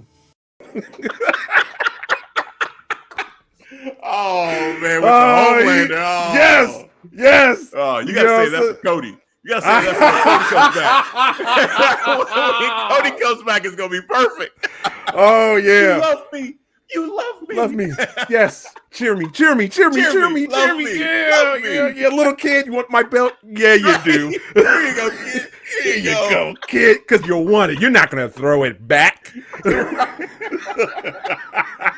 Oh, man. That's going to be great when he comes back. Woo. Oh, yeah, man. So this was great. And like I mentioned, we did have Theory come down, hit Johnny with a chair, and that led off into an amazing segment that I was not expecting to have. It was KO coming down and giving Theory a piece of his mind, and oh my goodness, this was something. Because KO, he comes out, he's on the ramp, and he's looking. The crowd is chanting. They're loving KO because he's been putting on hell of match after match. Has been banger after banger too, and just fire promos, and just his mindset has gone back to being the fighter. Like he's gone back to being like, hey, I fight. That's what I do. Like, and I don't know if they were planning on him being a face necessarily. But it's kind of evolved into that, where much like Stone Cold, it just doesn't matter whether he's being so cool about it that people just love seeing him.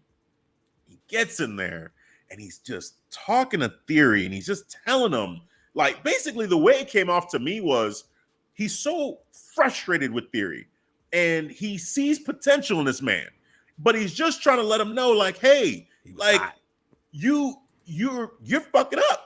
Essentially, like, you are messing this up for yourself. And, what you got to do is you got to show these people through your matches what you do inside of these ropes, what it is you're about. It's not about, you looking chiseled and you being this whatever guy. You're a dime a dozen. We've seen people like you come and go. Hundreds of guys like you that have come and gone. Whereas guys like me and Johnny Gargano, and I love how he kept trying to put over Johnny Gargano through the promo. Yeah. It's like guys like me and Johnny Gargano who fight and claw and scratch and just are not that typical guy, that, the powers that be back then used to be into. We find a way, and we're one in a million. You don't see many of us around because we're one in a million. And it's just, I can't even do it justice necessarily what he was saying. If you didn't see it, definitely go and see that promo, because the passion and how Kevin Owens was like screaming in this man's face and telling him, like, just from the heart, you got to turn it around and just, I want you to succeed. I actually want to see you be good, but I don't think stop you all will. that wolf and stop all that talking. Shut the fuck up! Shut the fuck up! We're doing something really important here. Get the fuck out of here! Right. He's like, up. shut up, just shut up, just stop. Just stop all the bullshit and get your shit together. You know? Yes. And show the people why you love wrestling, why you love doing this. Like, show us. And it was just so great to see it. And at the end of it all, and you can see in Theory's face, what I loved about it too is Theory was kind of like getting frustrated and listening to it, but it felt like he was kind of maybe taking it to heart. That maybe just a little bit he was listening. He's like, looked like he was getting a little emotional, like a little bit. Exactly. Like I was like, he like he's cutting, like he's hitting a nerve. He was hitting a nerve with Theory. Theory was like, oh, God, I hate what he's saying because it's kind of true. Right. You know, he's right, and I hate him for it. You know? And so he's taking it all in, and then he looks at Kevin Owens, then he just flexes, "You'll never look like me." Fuck all what you talking about. That's what he said. Right. Fuck. You know what? Then I guess this will have to Falling do on deaf ears. slaps him across the face. And then they have this brawl. And what was crazy is at some point in this brawl, Theory's nose gets busted open. And so he's bleeding. And he's up the ramp like, and you can see his eyes are watering. He's mad as hell. And Kevin Owens like, what? Yeah, broke your nose, didn't I? Broke your nose, like pointed out that he has a broken nose. And it's just one of those moments that I feel like will live forever. It's one of those moments in wrestling that we'll go back to and say, wow, or that, you know, years down the line, you'll remember this for KO. And I think you'll remember this for Theory too, because this could be a turning point for Theory where we take his character way more seriously. Right. And it might start with possibly beating Gargano. Could be. Yep. We'll see. I wouldn't be mad at that. Right. If he, goes up another gear and we see what happens, if he takes the words to what KO is saying to heart, I want to see the response now. All right. Yeah. Let's see how he acts going forward. But I'm with it though. I'm definitely with it, bro. Yeah. It was such a great promo, man. Just him just again from the heart, just speaking his mind, and just I'm watching this, and as he kept going in the promo, I'm like, oh wow, where's KO going with this, and then at first, it's like a typical promo, and Theory was cutting him off too, and just kind of telling him he's sick of people disrespecting him, and it's because they're jealous and this and that, and it's all because you and Johnny Gargano, like, you guys haven't done what I've done. I've done more in my time here than you guys have done in your whole careers, and this and that. And I'm like, okay, but then Kevin Owens gets in there, and then he starts spitting his facts and his knowledge, and just like letting Theory know, like, dude, shut up, and show us something. Let's see something. What is inside of you? What are you passionate about? What do you care? Like, just show us. And it was just awesome. It was just awesome. Like, prove me wrong. Exactly. Prove me wrong. Like, honestly, I want you to be successful, but I don't think you will. But prove me wrong. And it's just like, wow. And then this motherfucker just, I don't give a fuck what you just said. You never look like me. Woo! Man, that image of him with his busted up nose, it's not the Becky Lynch, up in the stands, like crazy blood and just insane or whatever. But it had in that moment, I was like, this whole thing escalated quickly. Yeah. And I was bought in to the point where it's funny. We just saw this match, actually, the KO Theory matchup, I think just last week. Yep. And now they're building it up again, like, oh, okay, get ready for this. But like we've seen them. Normally we would say, oh, WWE, typical WWE, they're just rehashing the same matches over and over again.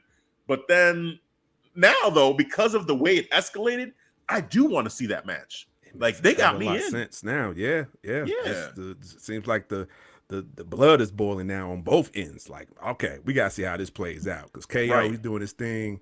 Like Austin Theory, I'm just looking at this graphic. He looks like, I'm annoying as hell. Right. You're gonna hate me. And I like it too. I like it. And I'm thinking about, man, is there a moment that Triple H is just waiting that he's gonna make us a believer out of? Like, he's gonna actually cash in for real. And he's gonna be a world champion.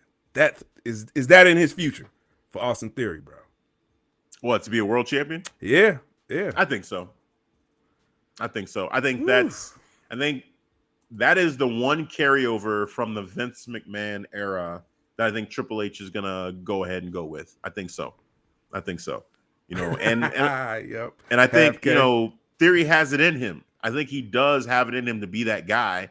And honestly, I wouldn't be surprised if behind the scenes it's Kevin Owens and maybe even Triple H trying to find a way to bring out that extra something from Theory with a moment like this.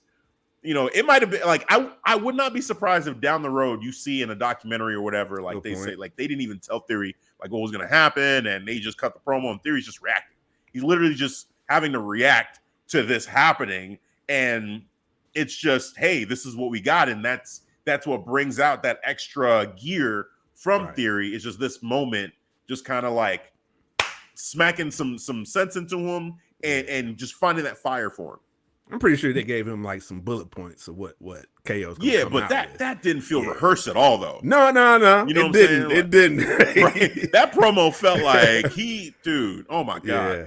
I mean, some of it here, like, you know, he's talking about how he wants Theory to impress him and that he's not as good as he thinks he is, and that, you know, because he wants to be the face of WWE and he thinks he can be Theory thinks he can be the face of WWE, but it's like, damn, like, you're trying to be the face of WWE, but the way you're being right now, like, I don't see it. I've seen a lot of guys look like you try to be that, and I'm sorry, man, I just don't see it. But prove me wrong. Yep. Shout out to Half K. I like this point right here, or comment. Reminded more of an old John Cena promo when he used to talk about rookie wrestlers stepping up to him. I actually remember that when he used to do the United States Open Challenge and KO had his NXT debut, and they had this back and forth banter, and KO was like, actually, let me get you some veteran advice because I've been doing this longer than you actually. I was like, ooh. So just it had little bits of that energy, man. So yeah, good point, Half K. Yeah, great promo. Loved it. One of the best moments of the week for sure. That's one where I just got to go back and listen to it again because it was just so damn just inspiring to hear KO speak like that. And just as a wrestling fan, like it was great. It's interesting. We've had an interesting week of promos. John Moxley cuts his in AEW, and I thought that was great. Then we have KO cut this one in WWE. It was awesome. Yeah, man. You know, people getting them, putting them ether in their words. Oh, Tim, why would you put this out there? This would actually hurt. After all, he's trying to manifest it. Journey, he's putting it out there. This whole journey that Cody's going to be on. Cody ends up winning the WWE Championship or the Universal Undisputed Championship, and then Theory cashes it on him to just Year of the Heels. Year of the Heels, baby. Yeah. Tim, can you know what I'm talking about? Year of the Heels. Fuck your happy thoughts. Fuck your happy thoughts. I want people crying. I want kids crying. I want boo-hooing. I want consoling from parents. Woo. You know, I want to see it all. Oh man, we got a couple more topics here. Let's get to the next one. Which Devin, this one is really for you. This one is for you. Maximum Male Models. Yep. But I almost didn't want to put this in, but I'm like, the title that you have is actually not the question. The question I changed it up a bit. Yeah, you did, but I'm gonna make sure that people let you know exactly what I said this title was gonna be. Is the Maximum Male Models faction dead? That's what I said. Is it dead? Yeah. The faction. You called it a faction. Now you just gave AEW all this shit for shitty factions. And now you at this. I didn't mention Maximum Male Models. I had them on my mind. I was like, I did not mention. I don't know what Papa H is doing, but I saw SmackDown. With Vince. So. It did. It seemed like it was going somewhere with Vince. Now with Triple H, I don't know if he's just trying to pivot from this character because because Max Dupree actually said a bar. What was it last week or exclusive clip? You know what I'm saying? Trying to uplift his guys. He's like, "Come on, get your chiseled chins." and sometimes he said something. Sometimes you have to go through the day to get through the night or something like that. And he was like, "Yeah, the night, yeah." And then walked out. I'm like, interesting. Are we getting LA Knight? Yeah. Are we pivoting from Maximum Male Models? Hell yeah. I actually like this group. I like the absurdness. I like their tag match that they had with what was it? The Los, what was it? The Humberto and there was 8-man. Los right? Lotharios. Yeah. Loved it. With They had Hit like this Row special and, tag. Who was it that they were teamed up with? Street Profits. Street Profits. Yep. And they had this special tag. Monse and Mansoir. They did it like this finger index pointed. They was like, all right, we're gonna tag just like this. How I'm doing. Tag. I was like, it was so entertaining. Yes. I was like, I want more of this. I love silly, I love goofy wrestling because it's wrestling. All right, it's wrestling. Sometimes I like a supreme pizza on my wrestling, man. Just all the different typings, man. Just I don't care as long as it's hilarious. You like anchovies?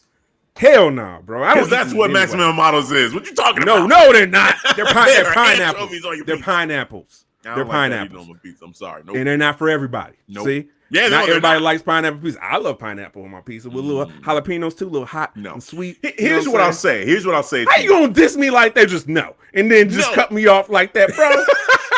Well, hold on. Here's what I'll give you because I'm shitting on Maximum Male Models because primarily I can't let you have that on my watch. I can't. Primarily the reason why I'm shitting on Maximum Male Models is because of Max Dupree. No, he's better than this. This man, because what you tried to sell me on was that this is a faction and that Max Dupree would be wrestling. Like he would actually be the leader of the faction. He is not wrestling. That. He's a side, he's a manager. He's not doing shit. So I think he needs to stand out.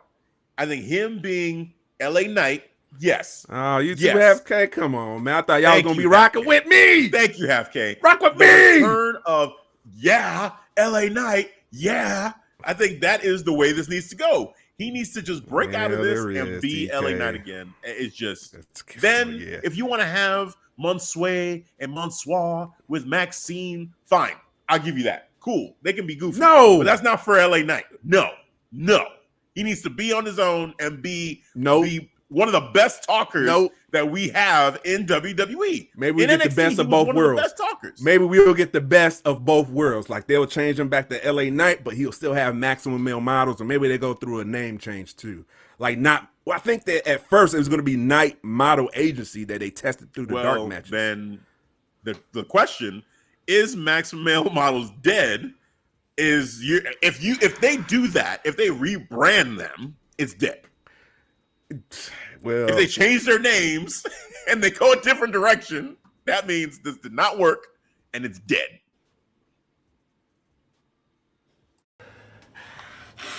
Fuck!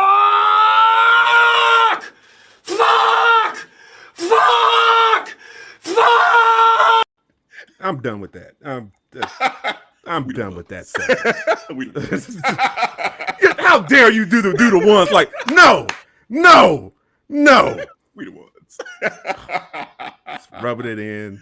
Oh man! Speaking of dead, NXT 2.0. Let me get this moment real quick. Let's have a moment of silence for 2.0. The 2.0, they was hitting. They had some cool stories. Let me get this in. Moment of silence for 2.0, everybody. You know, that had some better episodes than AEW at the time. I'll say that. The stories was hitting. Yeah. No, see? I'll give you that. See? I'll give you that. Yep, see? 2.0, everybody. All right. Damn it, Hafeez. Rub it in. Yep, see? Yep. Ah! That's when they did the logo change, I was like, oh, yes! Really? Got rid of the 2.0. I guess. Color scheme with the black and gold. I guess. Let's evolve. Let's evolve. Woo! Ivan, this is what you were waiting for. This is where I'm at with it. Yeah. Yeah, I got somebody on my side. Yeah, let's go. Nah. Let's go. Yeah, half K. Get them ones up. Get them twos up to 2.0. Get them twos. Do the twos. No. We the ones. You damn right. You got it right. Perfect. No, I'm talking about 2.0. No. Ooh. Hey, man. They did, yes. Suck on the bank. No. Stop it. Yes. Stop it. Stop giving this man energy. He don't need it. Nah, Triple H, thank you, sir. Thank you for doing the right thing, for getting, back in the day when WWF lost that battle with the World Wildlife Fund, they said, hey, let's get the F out. Let's get that 2.0, the F out. All right? No more 2.0. No. Black and Gold was the superior version of NXT. It will always be the superior version of NXT. Why do they have to show that towards the end of my 2.0? We celebrate 1 year of 2.0. And I saw that. Holy God, what are you showing me? His head. Come on. No, bro. And done. Black and Gold. Oh, man. The return, ladies and gentlemen. Yes, I love it. I love it. Look, there could be an amalgamation of the two. The one thing that I do appreciate about NXT 2.0 is the arena, the way that it feels a little bit bigger, the stage feeling a little bit bigger. Like, I do like that. Okay, I do like that.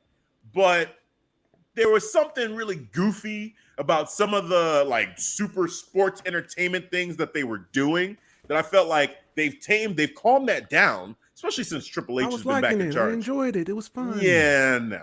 Fun wrestling on my side. You want to have a whole bunch of fun? Yeah. You trying to tell me NXT Black Gold wasn't fun? You trying to tell me it wasn't fun?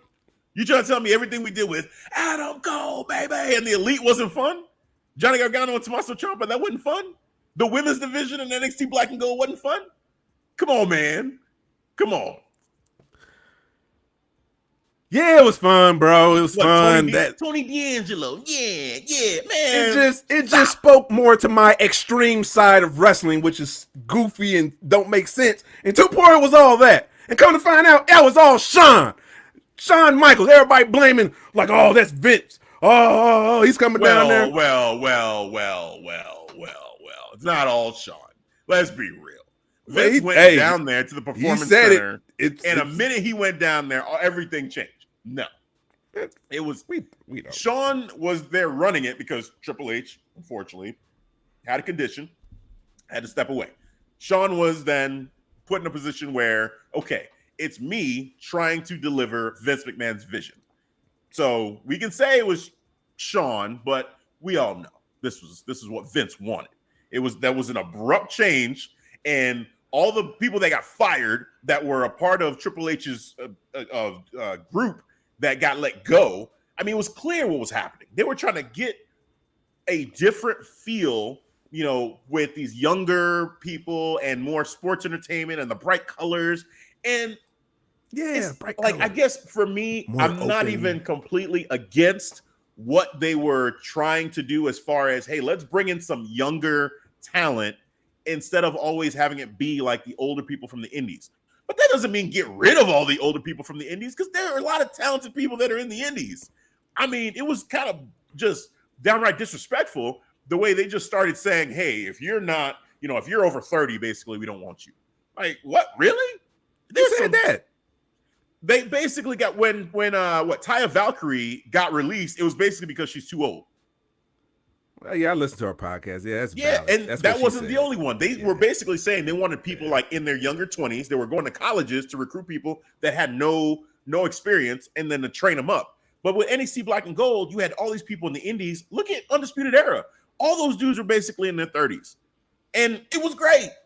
You know what I'm saying? Johnny, Tommaso, the whole crew we had, they're basically all in their they're adults. They're full-blown adults, but it was great. Way how they revamp it. All this excitement. Overall, I would say with 2.0, we did get some potential stars. All right, that I am excited to see what they do with this new change, with this evolution. What does Braun Breaker look like in this evolution? What does Mandy Rose look like in this evolution? Or do they just call them up and then start fresh too with new champions, in the men's and women's division?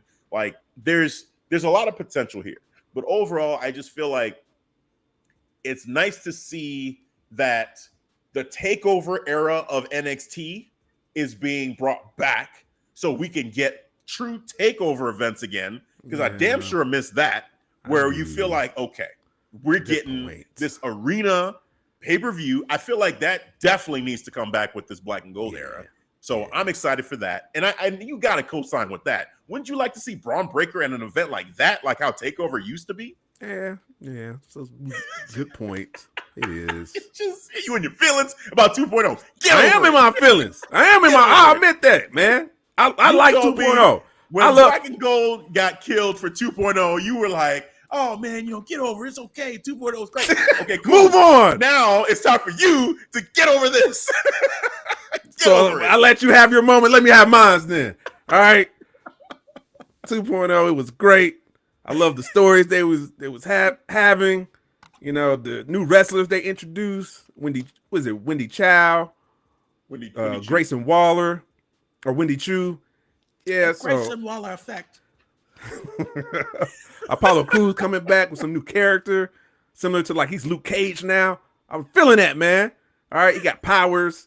Yeah, he got powers now, right? That's ridiculous. No, that's dead. They're finishing that. That's the first thing to go. We'll see.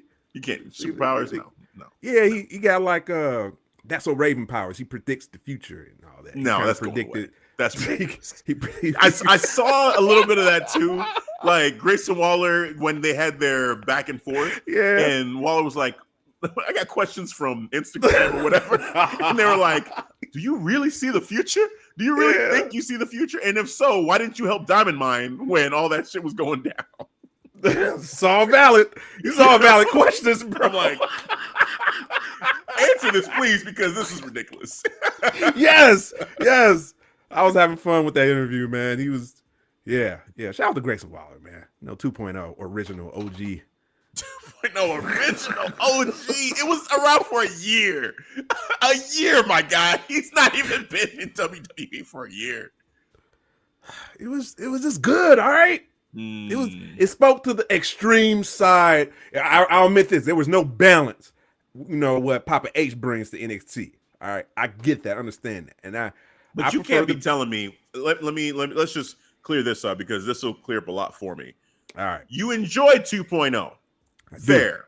But you're not saying that 2.0 was better than Black and Gold.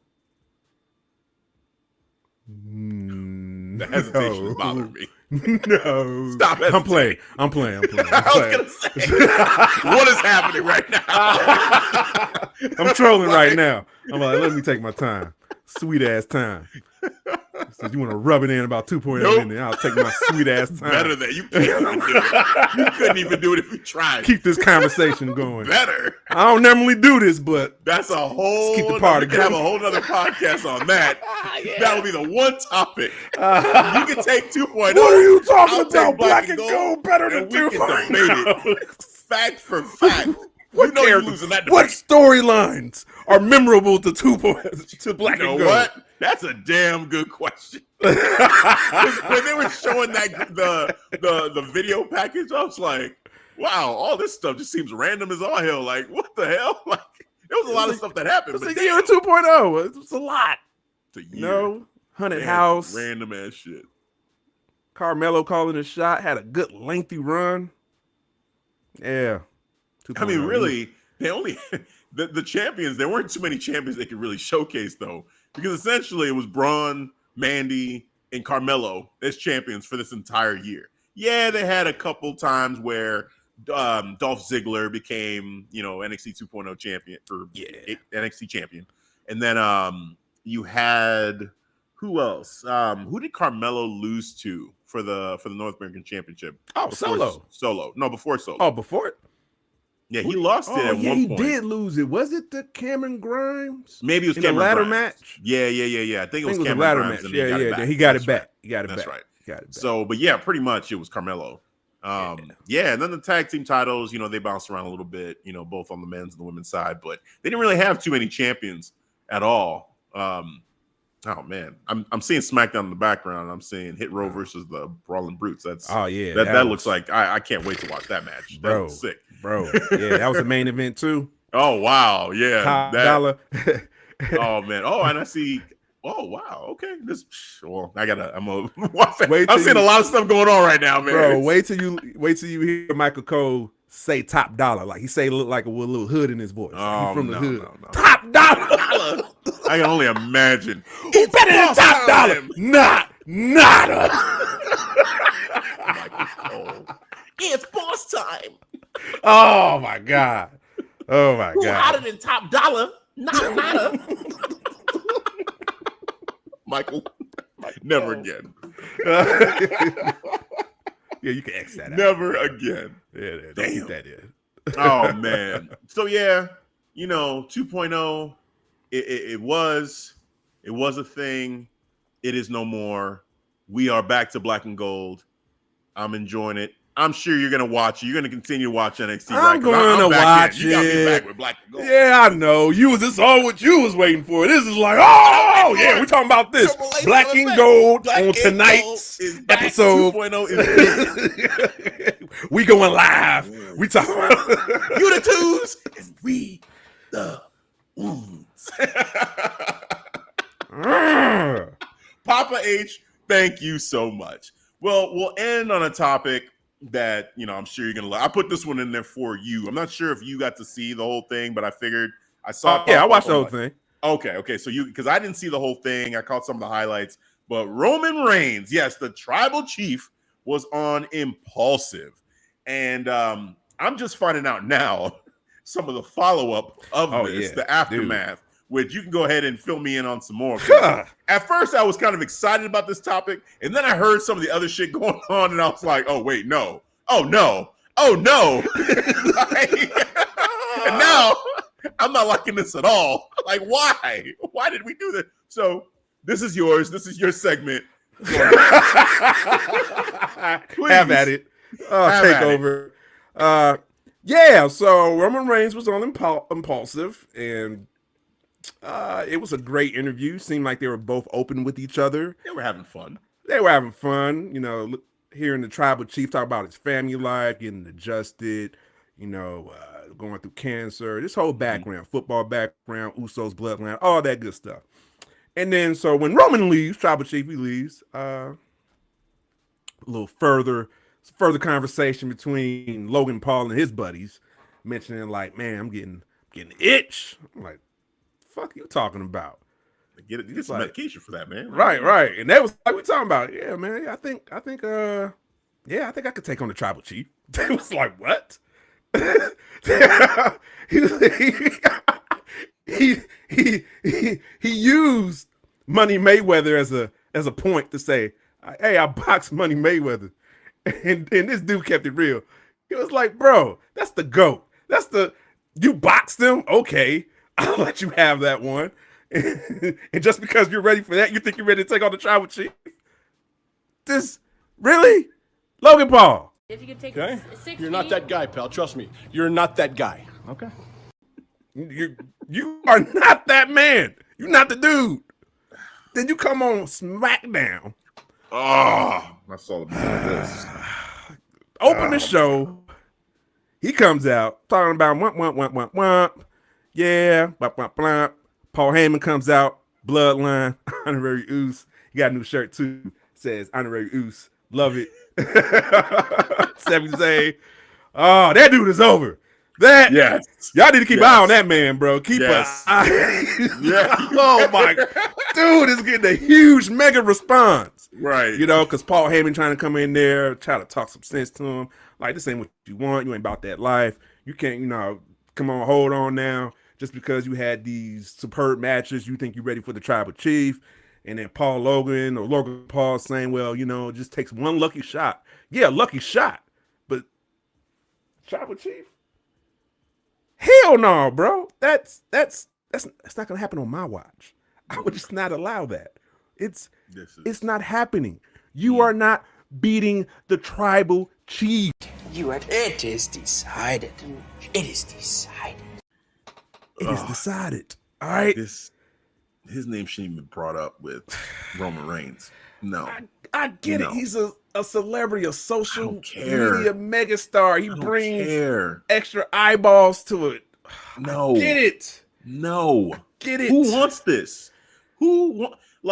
Even I don't want this. And he's not a good face to go against the mega heel or the tribal chief who's been facing this in this story. He is. Unless you're trying to make Roman Reigns face, I don't understand what we're doing here. Yep. I just don't understand what we're doing. And there we have it, ladies. That has to be it, right? Like, because clearly he's going to be the face in the storyline. No one likes Logan Paul. Like, and I respect the wrestling and the love that he has for wrestling and the work he put in to get ready for these matches. I think, it's dope to see, him put in that extra effort. But oh no, why would you? Why would you put that out in the universe? Why? Please, this better not be another David Arquette moment. Circle debate. Don't even put that out there. Don't even. If I would take a break. I'm telling you.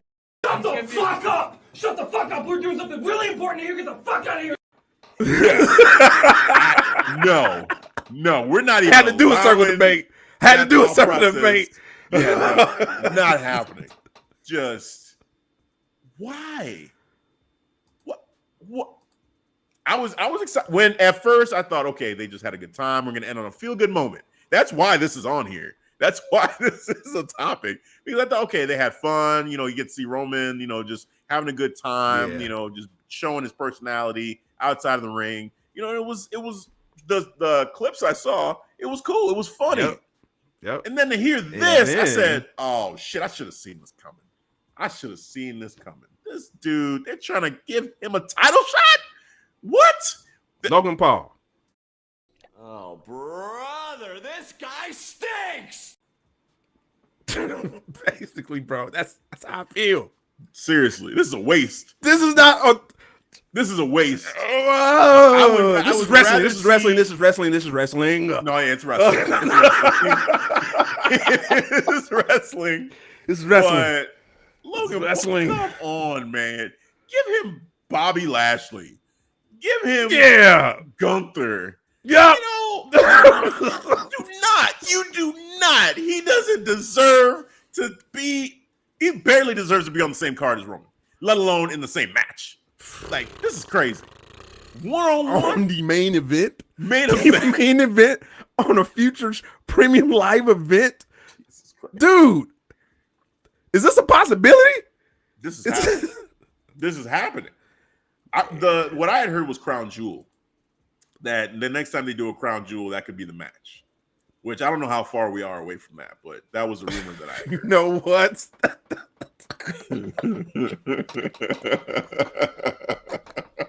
Dude. If it's Crown Jewel, that crowd will be. Yep, that is a passable audience for them to get away with that. Because it is no U.S. United States of America audience who is going to cheer that match for the main event. The only way you get away with it is that Saudi crowd. I don't even think you get away with the UK crowd. Hell no. Hell no. What's Logan Paul's hometown? It doesn't matter what his hometown is. They won't cheer for him either. Like,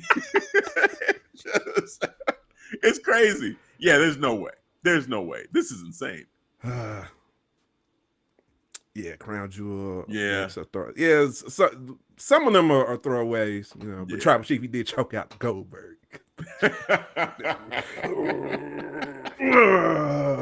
You're done. We the ones.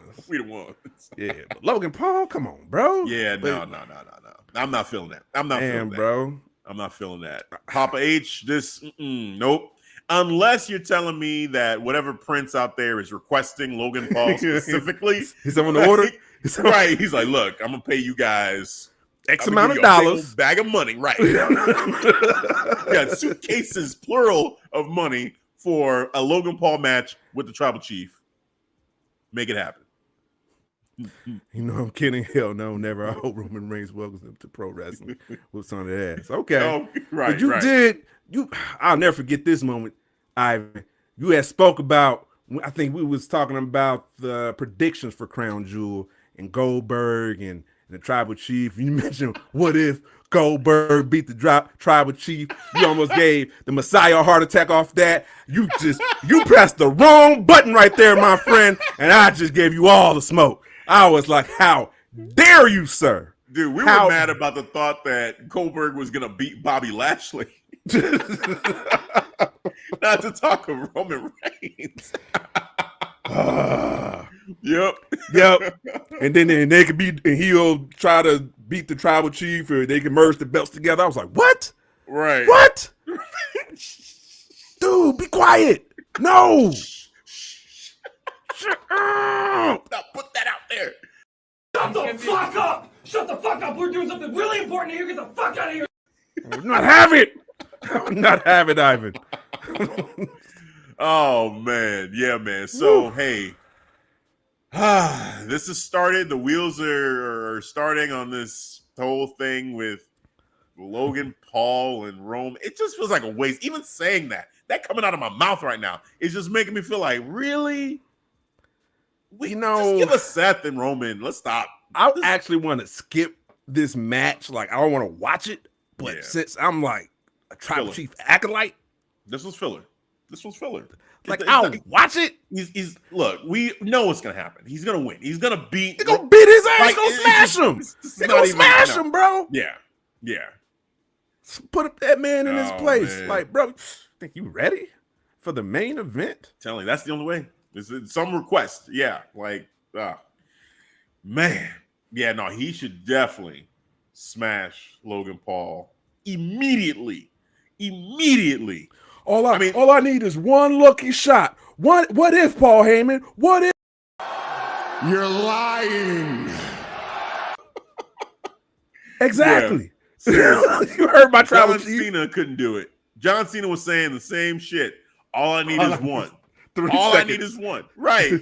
3 seconds. Right. Like, come on. No.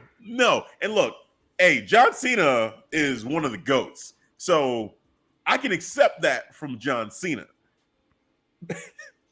Logan Paul. Logan Paul. Like, putting these names together just doesn't feel First, the Tribal Chief at Crown Jewel. He's going to beat my... Take it from me, please. I want somebody to take it from me now. He going to beat that guy. The guy he had a chair on Drew McIntyre's throat. Drew McIntyre's neck. Both on the titles. Talking shit. He just beat Drew McIntyre at Cardiff in front of a crowd that was 1,000% behind Drew McIntyre. Yeah, they did not acknowledge my Tribal Drew Chief. McIntyre. You They think did they not would be saying, "Oh, Logan Paul"? They did not acknowledge my Tribal Chief. My Tribal Chief was mad after that. After that night, he was mad, bro. Acknowledge me.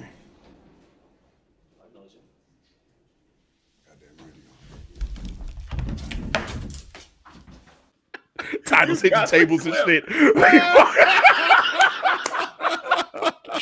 Oh, I felt it. When you started going, I was like, oh, he pulled that clip. I got it. Yeah. Yes. Acknowledge me. I acknowledge you, sir. I acknowledge you. You goddamn right. My shit. Titles hitting the table and shit. I'm out of here. Oh, man. All right, enough. I'm done. Logan Paul, get the hell out of here. The Tribal Chief will remain the undisputed WWE Universal Champion. No doubt about it. We already know what time it is. Move on. Need it. Yeah. We don't need it. We don't. So get it out. All right. We are done. That was the last topic. Besides the whole Logan Paul nonsense we just had to discuss, this has been a lot of fun. It's a fun show. Doing this live, talking to all of y'all, interacting with all of y'all. Thank you so much for being a part of this live stream. This has been great. it's just been so much fun. We got to do more of these. I'm really enjoying seeing all the comments come up. You guys interacting. Just much love on the horizon. Yes, yeah, definitely. We're gonna be doing this a little bit more now. So I'm loving this. So thank y'all for joining us. Now, before we go, as always, you know what time it is. Devin, please tell the people where they can catch us. Yes, all the time. You know what, man? I'm in my feelings right now. Y'all clowning me about 2.0. Then I even circle the bait, bring up Logan Paul. Possibly, this could be a David Arquette moment. No! Tribal Chief Day, it is decided. All right, that's what y'all get. Y'all get a Tribal Chief Day out of this. Y'all deserve this Tribal Chief Day. It is decided. How dare y'all? How dare y'all make me feel how I'm feeling right now? No, I would not have it. 2.0. You'll come back in the future, maybe. All right, it's a NXT Black and Gold. Stop it. All right. I hope you guys have fun. I'm gonna go down the list where you can find the Clark Street Wrestling Podcast. There's only one stop and shop website where you can find all of our social medias, like Facebook.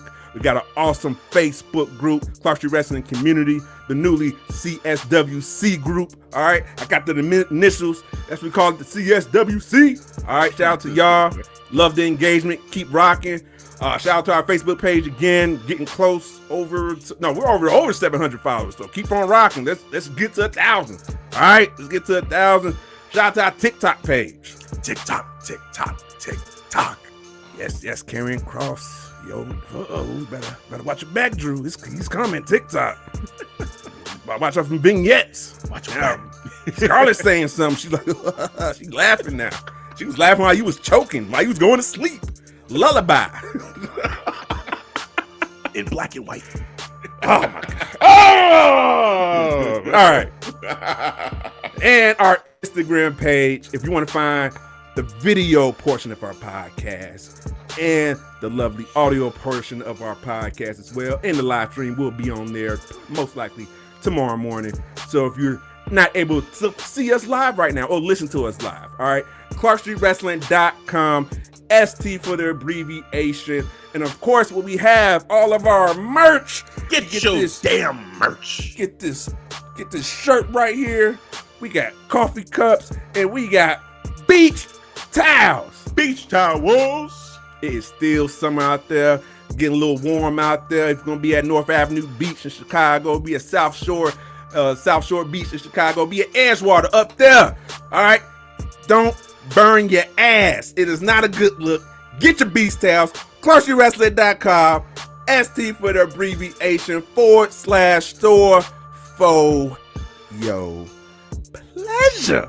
On Tribal Chief Day, it is decided. Oh man, got him all in his feelings. It's okay. It's gonna be all right. Okay. Yeah, it's gonna be all right. Yeah.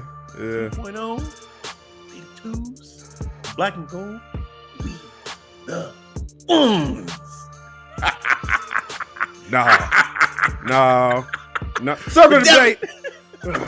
No, you go ahead. Devin, I'm Hafeez. We'll catch y'all next time. Peace. All right, guys.